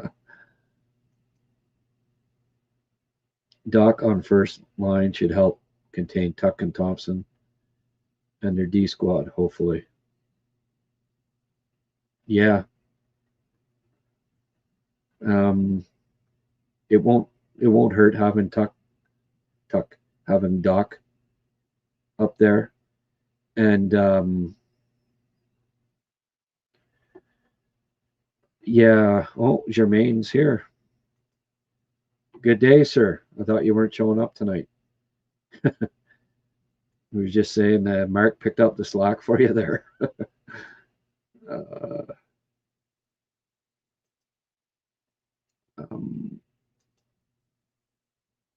No, that's a good point, Francois. I think that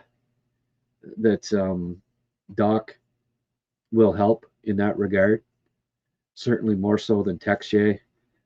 I presume they're going to keep Doc up there with those two, and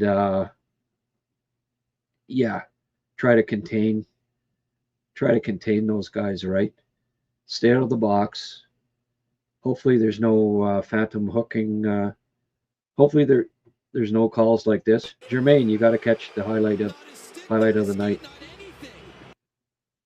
This was a penalty. This was a penalty, Brian.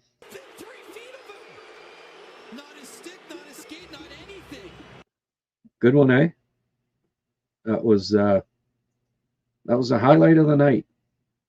That was the Logs and Yvan Cornway highlight of the night.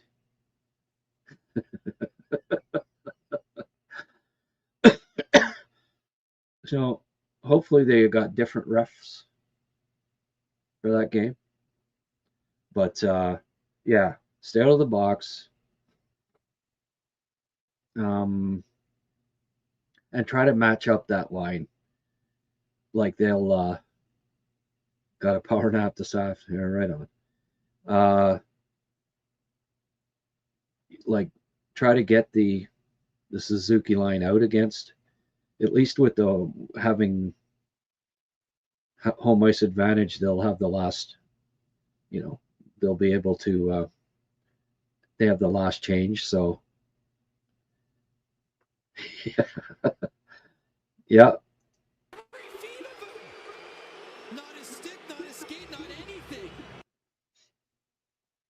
One more time.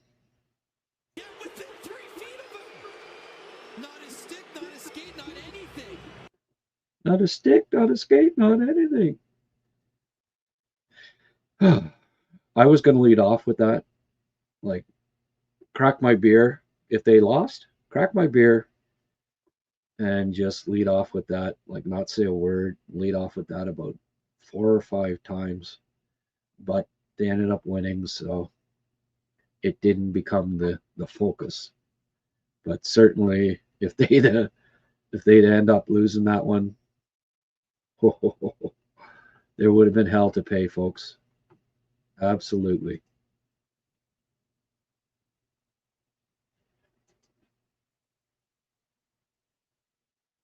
What lineup changes would you do for the next game against Buffalo? Well, what I would do is not a whole hell of a lot. Jack-eye in for Struble.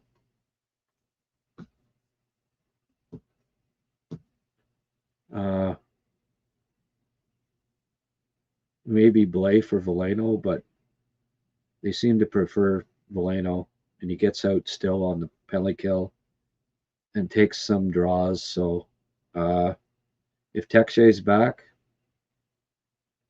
I guess he draws in for Veleno, I guess. But just the Monty will be in nets, I would presume. Jacky in for Struble. And if Texier's better, maybe he's in for Veleno. Or perhaps Bolduc would be my guess.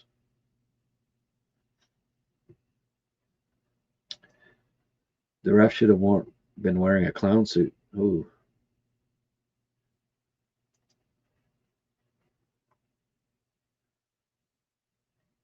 You show that clip, then say they need to stay out of the box. Yeah. Friggin' Habs need to stay out of the box. They can't be taking these needless penalties. They can't. Like, Hudson, what are you doing? You got to be smarter than that. Could have cost you the friggin' game. Friggin' Hudson.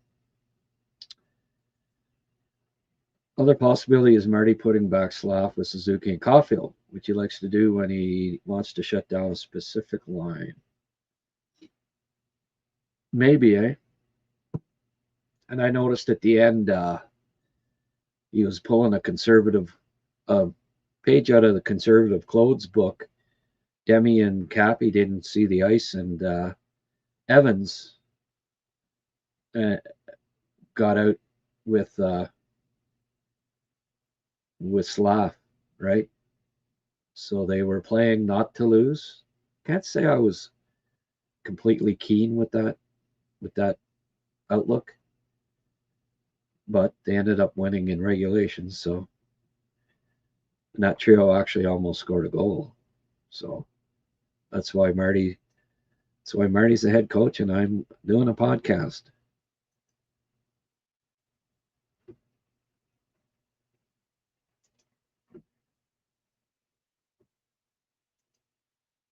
Not mistaken. Yes, they did. They each had different stars. Oh, yeah. Blais or Texier for Bolduc. Maybe. Yeah, Bolduc might. He might sit out a game. What did he end up playing here tonight, all told? 10:57. That was the lowest, right? Galley 11:55. Cappy was down to 13:24, but I think they needed, the 20 minutes and the just it was starting to wear on Cappy, and I think smart to cut back on his ice time because he looks like he's a little worn out right now. But Bolduc, yeah, had the least amount of ice time tonight. Yeah, well, Veleno played 14 minutes almost. He played more than Cappy, so I guess Veleno's staying in, right?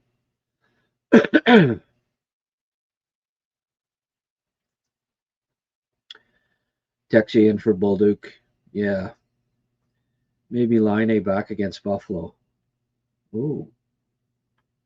Yeah, I guess maybe he's almost ready too, eh? That's a good point. That's a very good point. Not sure timing is right. No.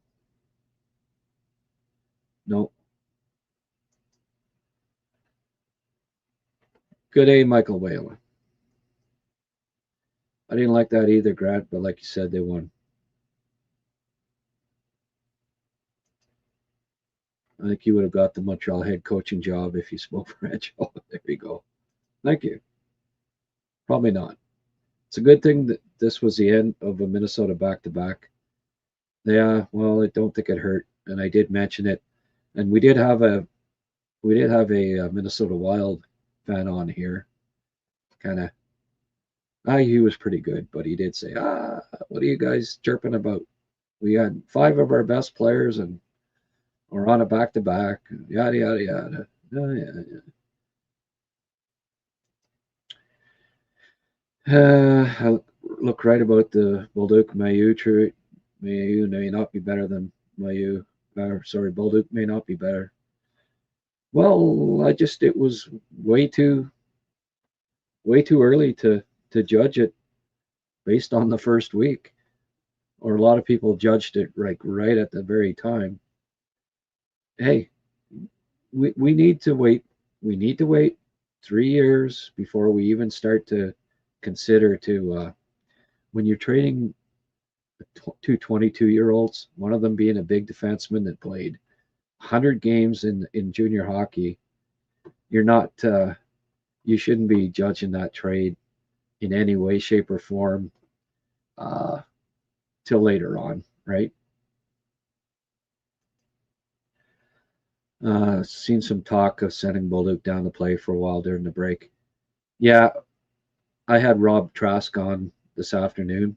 Rob is senior writer for HabsCast Patreon page. Used to write for me for recruits. Go check out. He's got a couple free articles up there. Go check him out.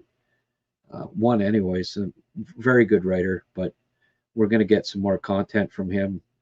In fact, he sent me an article today, so I'll get that up.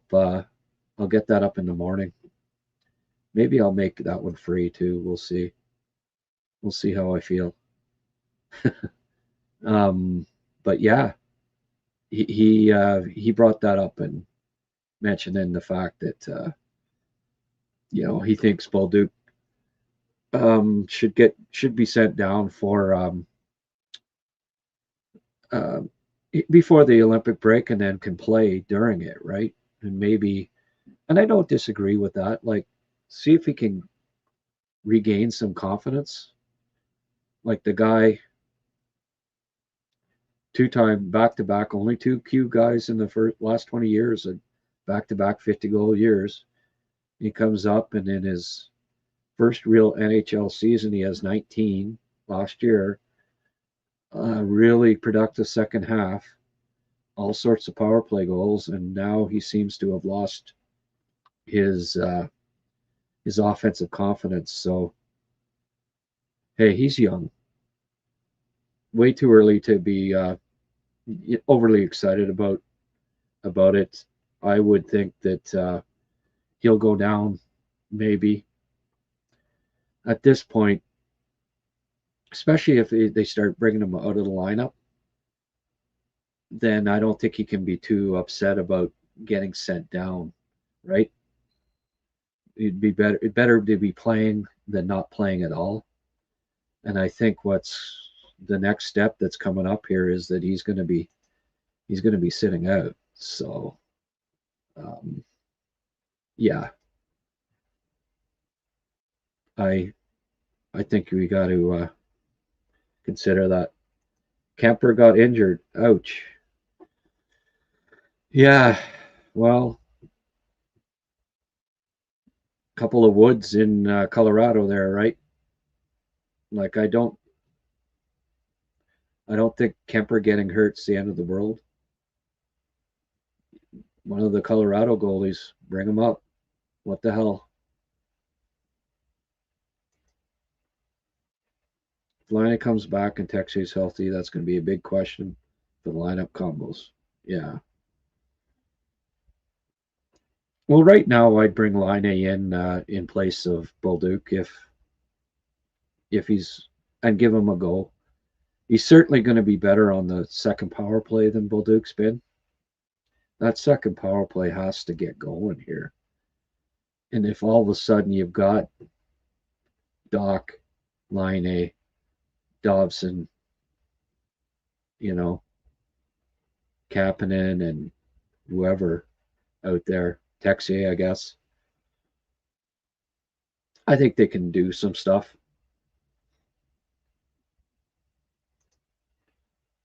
Lane Hudson has been fined $5,000 for his trip on Marcus Foligno. How can you not, folks? So he's not going to go in for a hearing. Well, that's the good news. That's fair. Just the 5,000. That's fair on that. Just glad he didn't get called in for a hearing, folks. That's the positive, right? Yeah.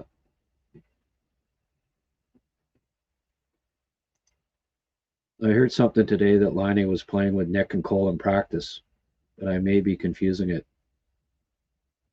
Oh yeah? I think it was probably it was Doc playing with those two. That's why he was. I mean, that's what they were. That's what people were saying. I don't think it was Laine, but hey, I don't know for sure.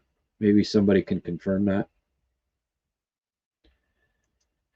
But it seems to not have high offensive awareness. Yeah, that's fair to say. I don't think he's going to be a 50 assist man in the NHL, Bontu.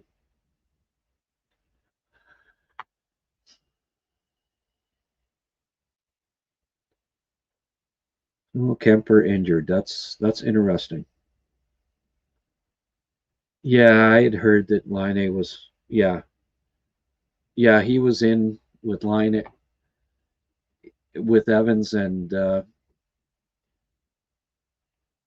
yeah, I think it was Blais and Bolduc were splitting time on the third, and then it was Laine and Veleno or something splitting time on the fourth, or maybe it was the other way around. But yeah, yeah, he was practicing with Evans. That's what I read as well.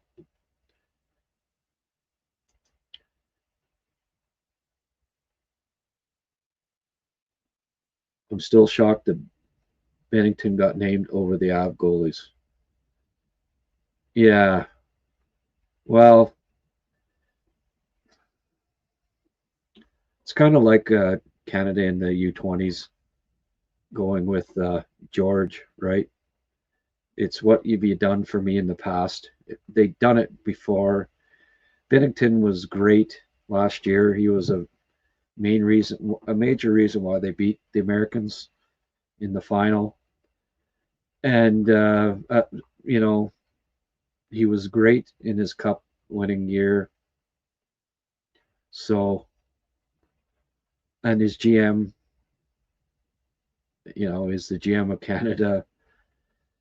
So, you know, they wanted him back. Apparently, the coaches wanted him back. Hey, I think having him as one of the three, okay, all right, but starting him, well, hey, I think they're gonna have. Are they gonna have some warm up games? Probably, right? They'll have a couple exhibition games beforehand. And if he sucks, I mean, they can't justifiably go with him. I don't think. Few stragglers are coming in here. Guess the other show is over, folks. If you're new, you got to see the highlight. The highlight of the night. It's what I opened the show with. Get within 3 feet of him. Not his stick, not his skate, not anything. Get within 3 One more feet. time. Not his stick, not his skate, not anything. Lane Hudson with his magic stick tripped his shadow. 2 minutes for shadow tripping. Anyway, I hadn't seen. You knew. I couldn't wait to see the replay when they showed Marty on the bench, and he's just, what the F is going on here?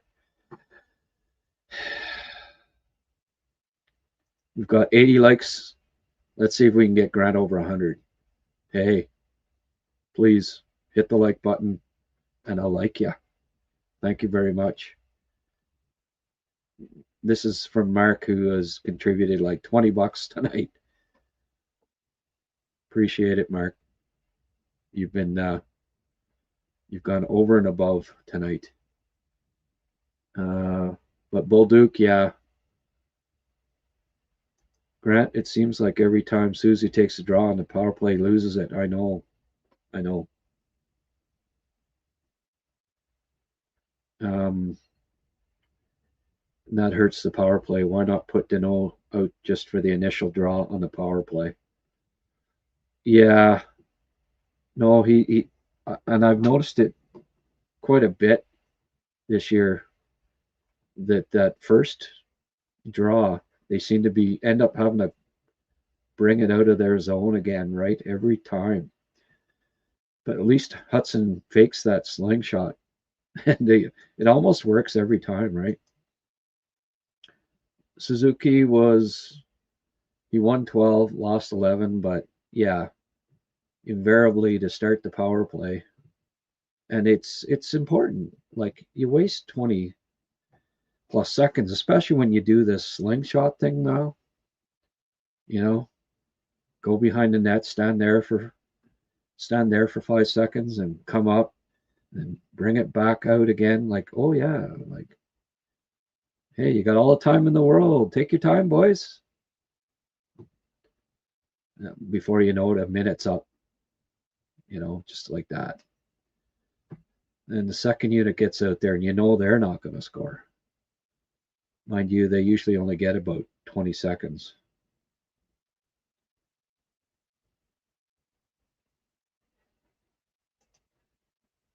Let's hope he's a gamer. Oh, Bennington, yeah. 80 seconds, 80 likes. Come on, folks. Let's get her up to 100. I'm going to stay on here till I get 100 likes. Keep monitoring that, Mark. The beer's not going down. I still got my first one here, and I don't think I'm going to crack the other one. A little disappointed in the turnout tonight. We got 83. I'd like to crack 100. Get her up to 100, and then 100 likes. That'd be nice. Folks, if you're watching on X, hop on over to YouTube. HabsCast YouTube.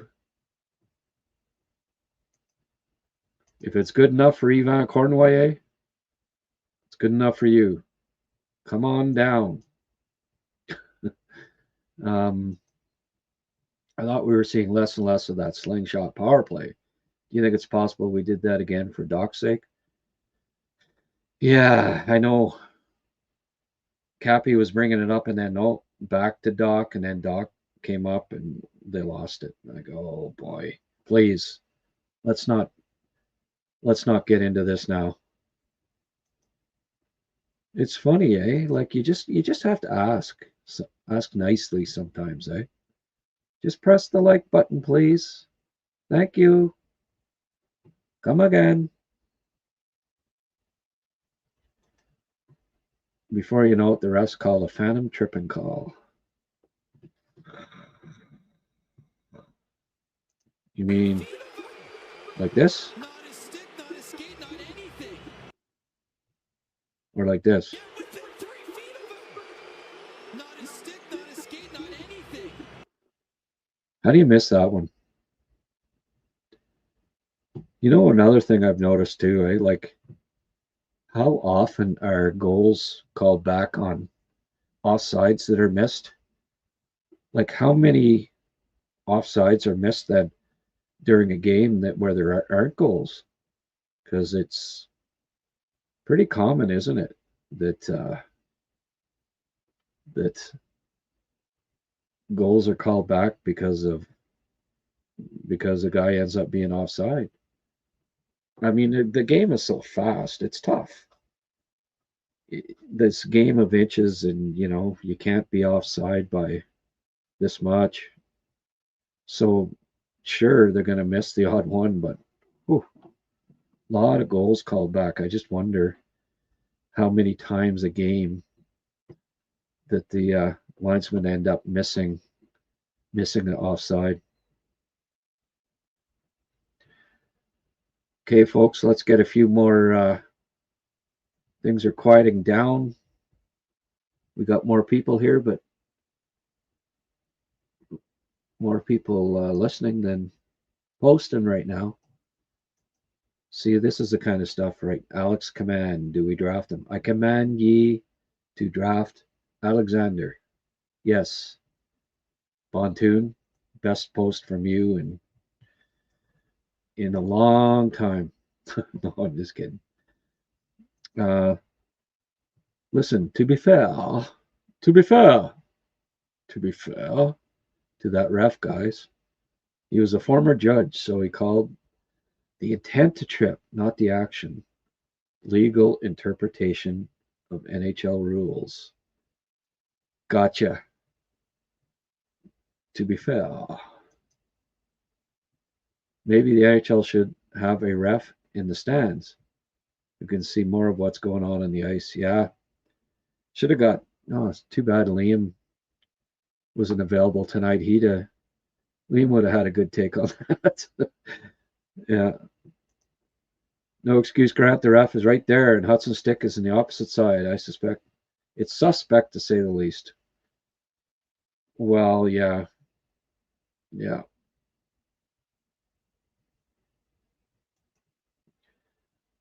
Chris, did you press like?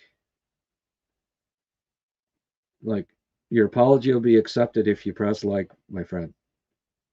I had to coach hockey and do the homework with the boy. Otherwise, I'd be chiming in all night. No, that's okay. We survived. But always good to have your insight, my friend.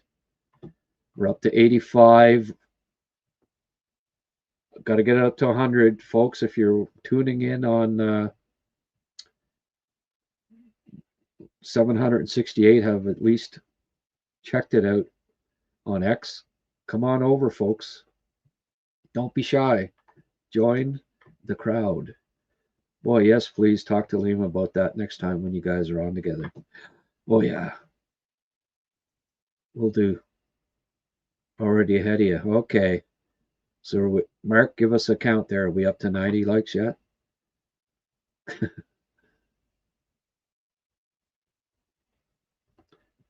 Let's see. Have they updated the scoring? The rookie scoring race? Yes, they did. Let's get that out, folks. Have a look here. Kaboom. Always nice to see a Hab on top. Yeah. Like, what a turnaround for this franchise, eh? They're top 4 in goals. They had, they showed a stat there. Canadians have 3 of the top 5 players with like most games where they've had a point, right? So it's like Suzuki, Hudson, and it was either Caulfield or Demidov, I think, all had among the top 5 in the entire league for having 33 or more games where they've got at least a point. So consistent, right? And now Suzuki is 5th straight 40 assist season. The Habs record is Lafleur with 10, they were saying, but that's impressive. You know, the first team with 5 40-point scorers. I mean, the last time the Habs did that, the first team with 5 40-point scorers. Holy frig. Like, I don't even know if they did that in their heyday. Because there were always, there was always the Triple Crown line. There was the Trache Gillies Bossy line. There was the, the French Connection. Like, to have 540, the first team to have 5 40-point scorers were the Canadians. Like, that's it's just been so long that Canadians fans have waited for this offense, this talent. It's at the top of the league. It's top 3 right now in the league in talent. They just need more experience, really. All right, let's bring this up here. just keep, well, the glass is half full here, right? Demidov, 32 assists. Next up is Seneca with 23. And then Kapanen's fifth, 16 goals, still one ahead of Seneca. But now a 9-point spread between Demidov and Schaefer. Hey, Seneca's not out of it either, really, right? I mean, if he ends up, he's only 5 back of Demidov, and Demidov's been hot. So if he does end up having more points than Demidov, well, he's got to be in the running too. But Leonard, solid. I love him. 29 points. He missed a few games too. Cappy's right in there. Love that he has the most goals. Fraser Minton, former Leaf, they had to give up for Carlo, who's been out all year pretty much. Linus Karlsson, kind of the quietest rookie, really. And then even Lev Shunov with 21 points. But, I mean, that's decent from an offensive perspective with Lev Shunov. But as I suspected, when he was drafted, he's got work to do defensively, But to his credit, 21 points, pretty solid.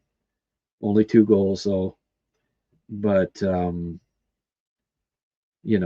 if you did a redraft, obviously Celebrini first, but then Demidov and Seneca the next guys. And that's how I had it ranked. I had Celebrini first, Demidov second, Seneca 3. And I think if you did a redraft today, it'd be fair to say that you would have it in that order.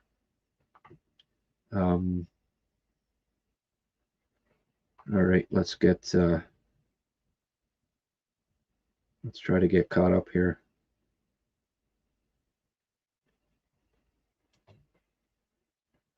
Cole has 30 game-winning goals.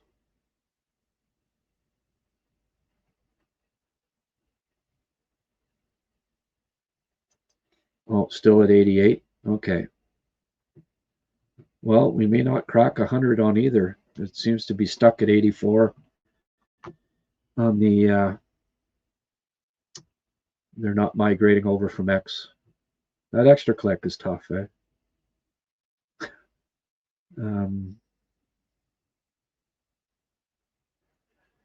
No credit card tonight. Oh, that's okay, Mark. As Mark said, I had your back. Yeah, there you go. Wife smartly is hiding it. Well, funny you should say that, because we had another guy step up. Where is it? I gotta find it here.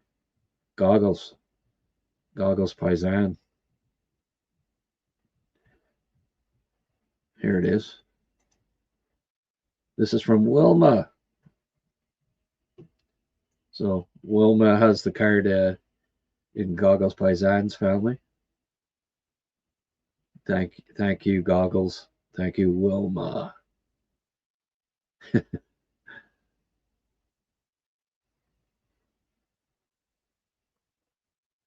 How many game-winning goals does... Well, I can tell you there. How many game winners for Cole Caulfield? Let me just have a look.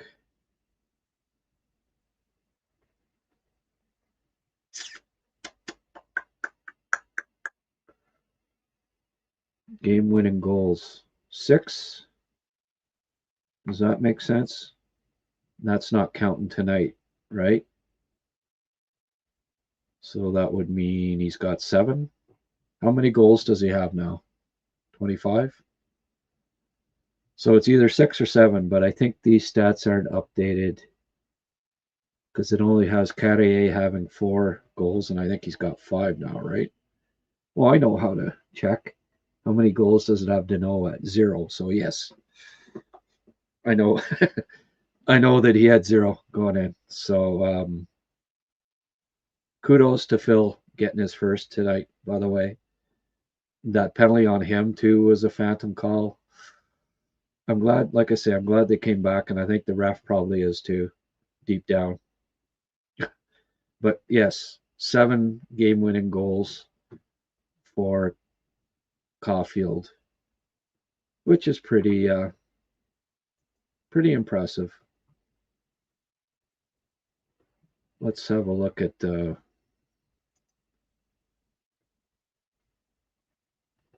right, leaders. So 7 game-winning goals. That's pretty impressive. Stamkos has 7. So I guess what it means is that he's tied Stamkos now for the NHL lead. Imagine if they'd have picked up Stammer a month ago when he wasn't scoring, right?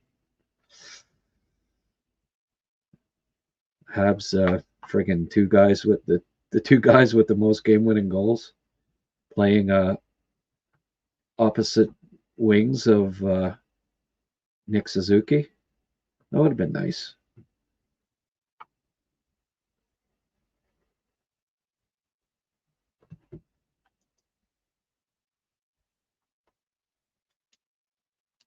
Let's just game-winning goals here.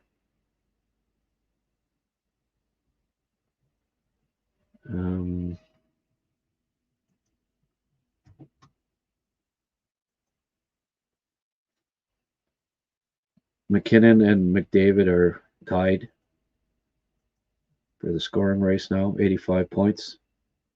Yeah.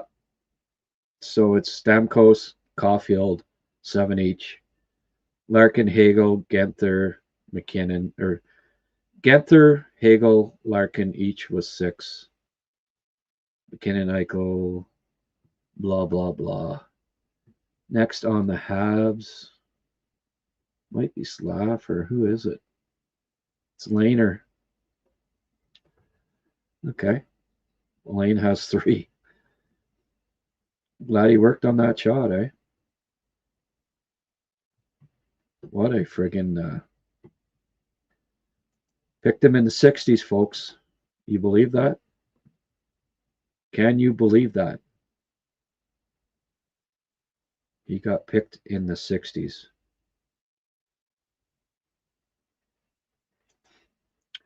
Third game in a row, they've allowed 2 on the PK. Yeah. Well, I don't know. Marty's got this impression that Evans is like Evans last year was great on the PK, but so far this year, you know what the stats are in games that Evans played. They were 27th before he came back, before when he got injured, and now since he's been back, 2 more, 4 goals against in the 2 games. They might be right at the very bottom with Evans in the lineup. So, I mean, you can't, much like with Monty, you can't just go off of what the guy did the previous year. It's got to be what he's doing now. Got to pick it up. The last time we had 5 players finish with 60 plus in the same year. Yes, I mentioned that the last. I mentioned that in the last show. And the last time they had 5 that had 40 after 49 games. Keane. It was Keane, Smith, Damphus, Muller. Anyway, it was quite a crew. And the Habs, Bellows, I'm trying to think who all was there. I sometimes get 86 and 93 kind of intertwined. Anyone else ever do that? Anyone else have memory that's not quite what it used to be? I'll just go back here for a sec.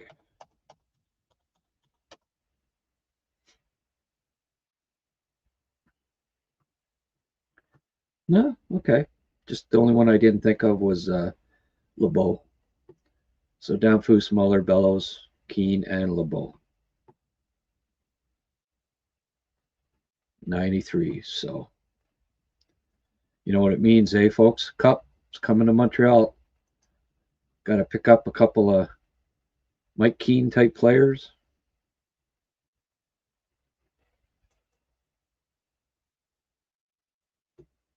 That's right.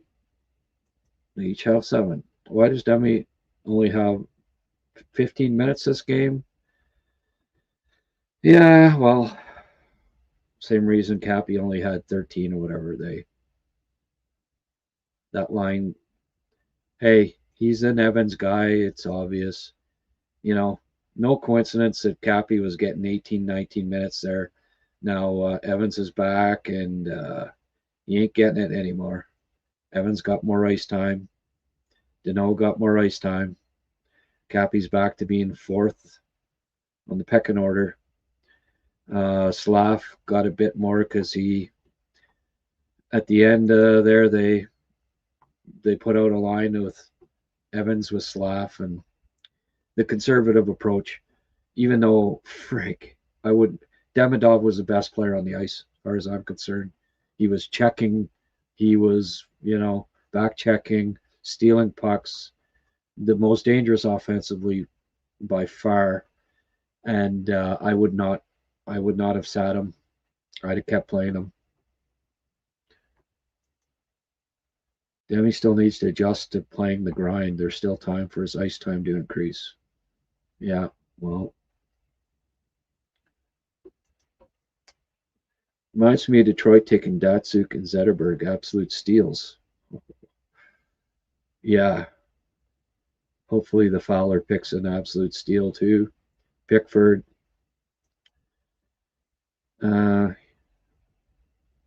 Yeah, no, when he's rolling like he is, I think you gotta up his playing time, folks.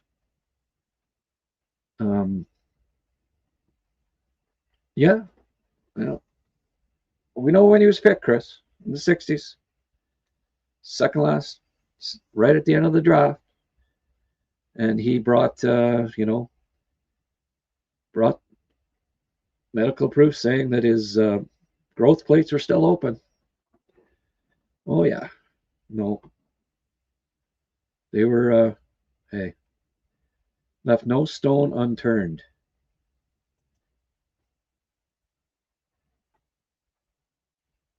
Yes, his growth plates were still open. Right.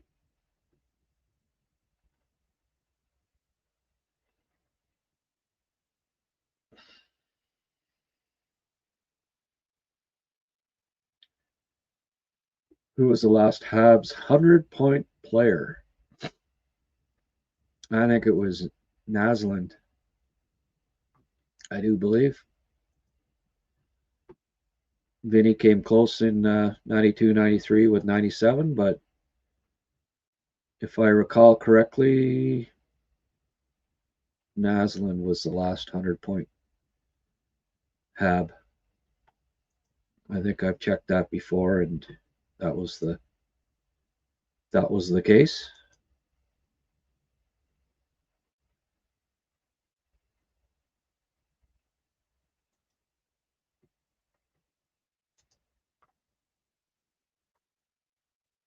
$95 likes, close to 100.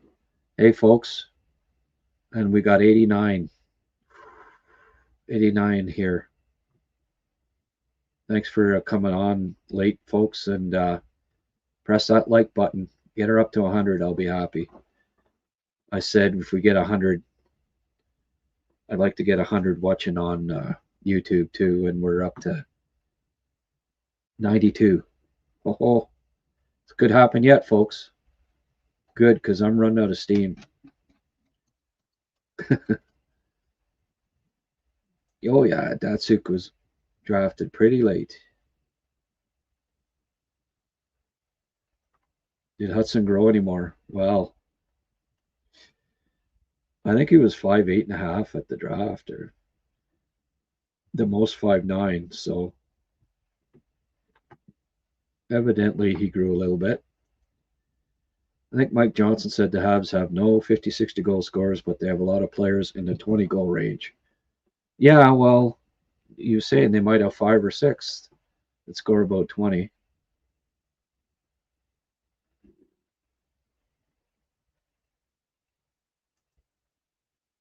LaFleur, Shut, and Mahalich were the only other ones to achieve that, I believe. Yeah. I think they all were top 5 the one year, eh? Jacques came close a couple times, but I don't think he ever hit. I don't think he ever hit 100, eh?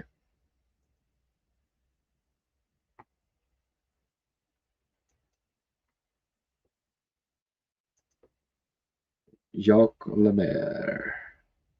Yeah, he had 97, just like that damn Foose. Yeah. The great Jean Beliveau played in a different era. Never quite got there either.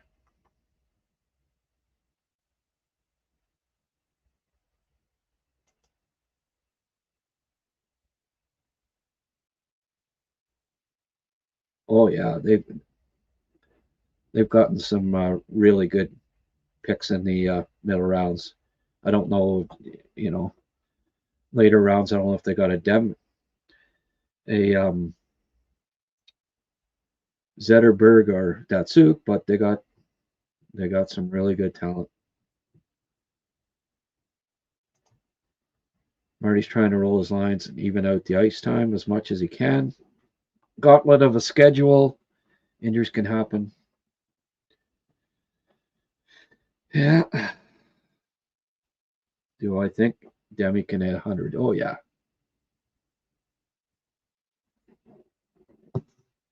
Absolutely.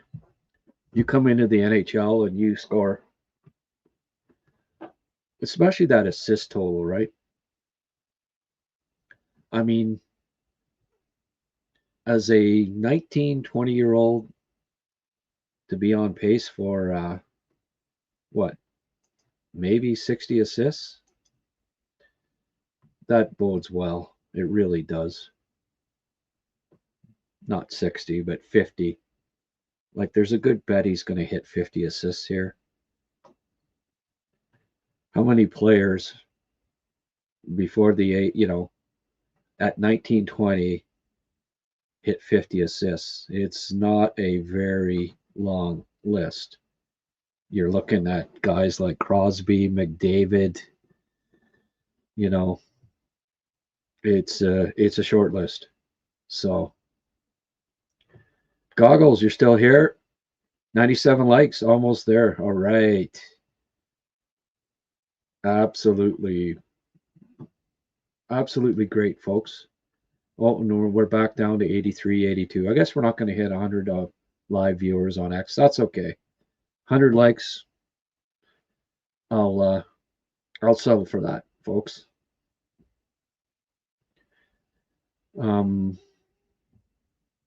Do I see Demidov hitting 70? Yeah. Frig, yeah. Yep. So that's a good stat to research. And I'll do it after the show, I suppose. But players with 9 or 50 assists, as in years where they were still a teenager at the start, it can't be in the past 30 years. Don't think it's a very long list. Maybe Barzal did.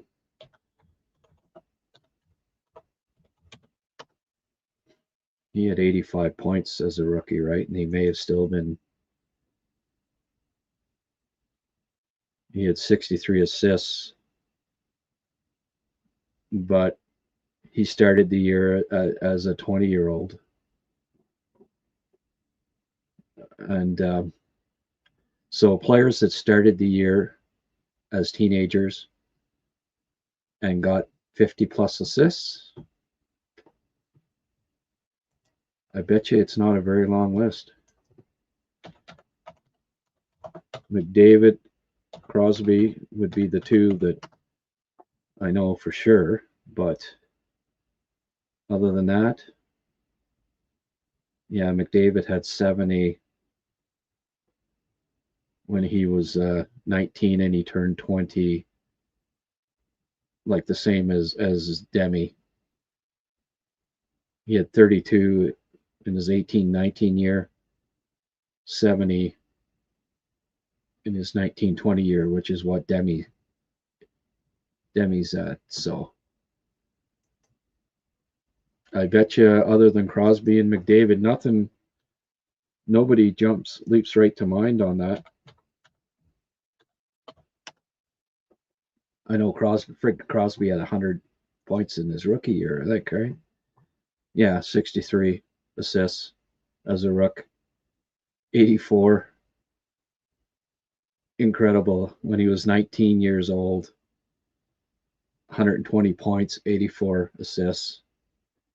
We almost tend to forget just how freaking good Crosby was and is.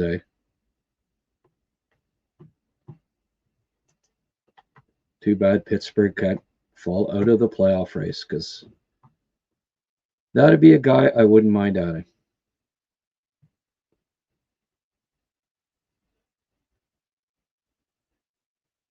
Got up to 100 likes.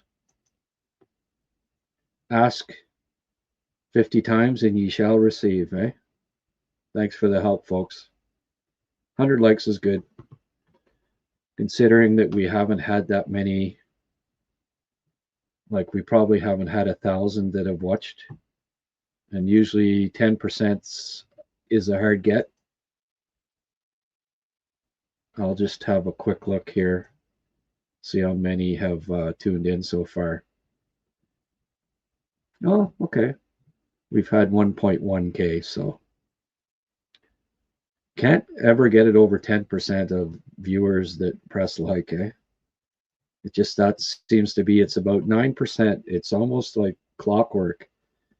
9% of people that view at least some of it press like, and it can't get more than 1 in 10.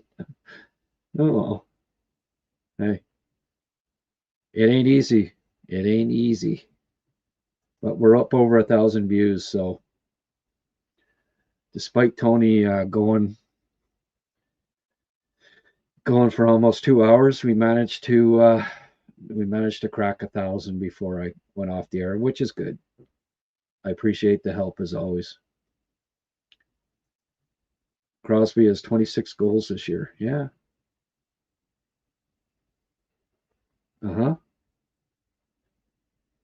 Not bad, eh? For a guy in his late 30s.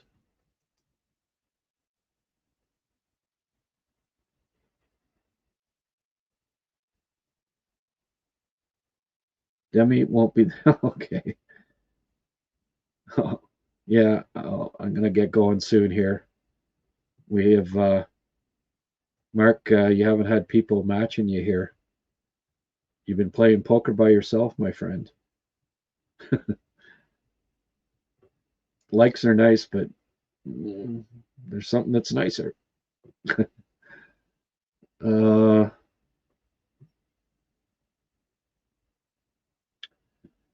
Well, thanks for getting me up over 100, guys. Barzal's a very good player, but were you expecting more out of him after such a great rookie year? Well, of course. Never matched it, I don't think, did he? Friggin' 63 assists as a rookie. Incredible.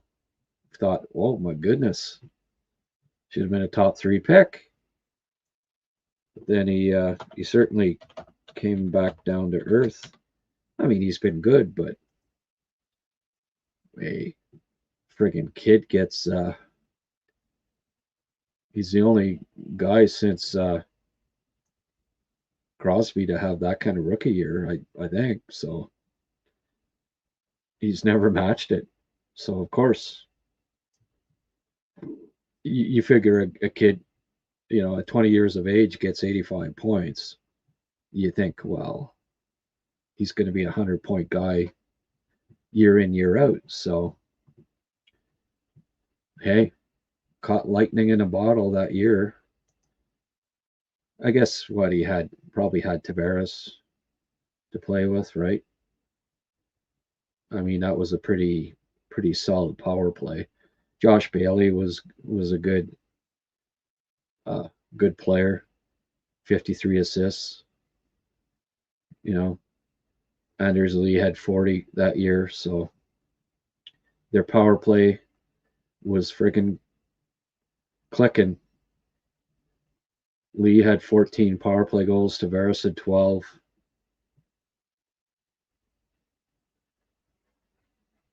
Barzal had 22 power play assists. Josh Bailey had 26.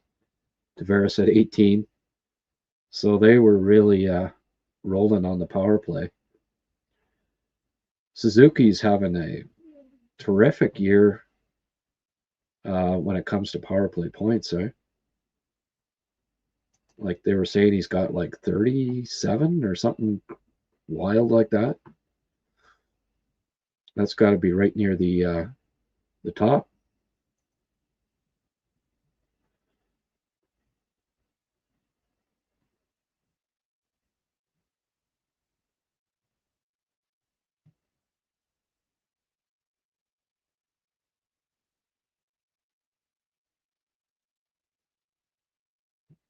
Let's see if we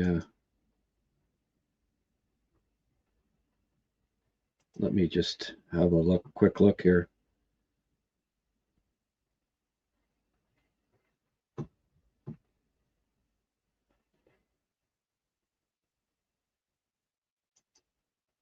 Power play assists. Suzuki has 18. Oh, okay, he's got 27 going into tonight. He had 27 power play points. McDavid and Rantanen, 18 power play assists, is fifth best in the league, but right up there with all the best. And again, when's last time the Canadians had somebody with so many points in power play? What's kind of cool about Hudson is he's got 14 points on the power play. That's not that much. So he's really doing it. 36 even strength points. Very impressive. Let's see who's leading. Oh. Okay, he's got 29 even strength 29 even strength assists. Not bad. Fifth best in the league. Not bad for a defenseman. Next is Makar among defensemen with 23. So he's got 6 more even strength assists than Makar this year. Makar has 12 even strength goals to Hudson's 7. So even strength. Lane has more points than Cale Makar this year. Stud. Do I see Kent helping out bottom 6 before the trade deadline? Yeah, I do. I absolutely do. Folks, I'm dying here. 2 shows today. Another 4 or 5 hours at it. gonna have to. I'll go to the end of my beer. A couple more sips.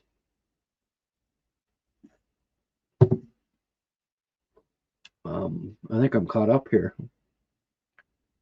We got 100 likes. We got 1,000 views. I feel that Barzal has been in a defensive-minded system most of his tenure. Yeah,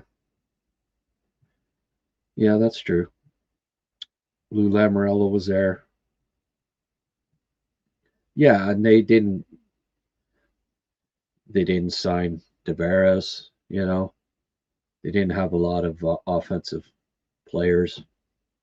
No, there's no doubt that had something to do with it.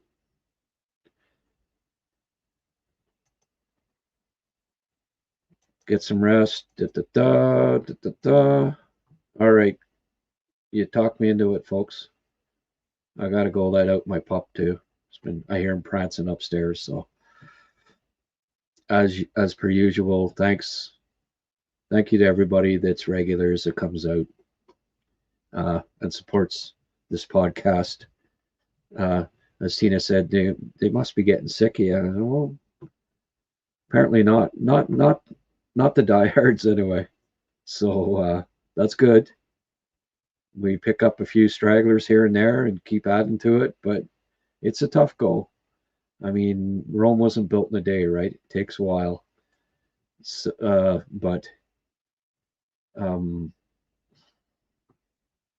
you folks have made it possible for me to get to this point. I'm having a very good month financially just from your help. So thank you so much. And we'll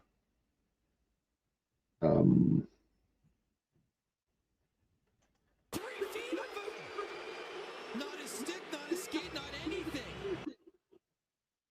Get within 3 feet of him. Not a stick, not a skate, not anything. Get within 3 feet of him. Not a stick, not a skate. I wish that was louder. Get within 3 feet of him. Not a stick, Within not a 3 skate, feet of not him. anything. More Johnson and Mudryk, they're a good pair, eh? I hope we see a bit more of those guys paired up, just like last year. Mudryk's really grown on me. He's become a really good play-by-play guy, I think.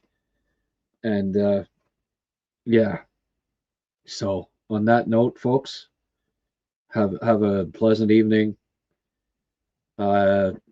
Probably doing some kind of a podcast later today, but haven't got that figured out yet. I've been trying to get Fowler's goalie coach from Youngstown, but he hasn't gotten back and confirmed anything yet, but he'd be kind of cool to talk to. I'll see if I can line up a couple of coaches and stuff of prospects and maybe try to get a few more interviews. I haven't had too many of those lately and get all talked out doing these by myself. So we'll see if we can't line up some talent to come on to talk to. But I'll do some more videos. I'll post that article from Bob Trask in the morning too. And anyone that's a Patreon member, you'll get an email and there'll be some reading for you in the morning from Bob, who always has great articles. All right, folks. Thanks as always. Enjoy the rest of your evening. Go Habs, go.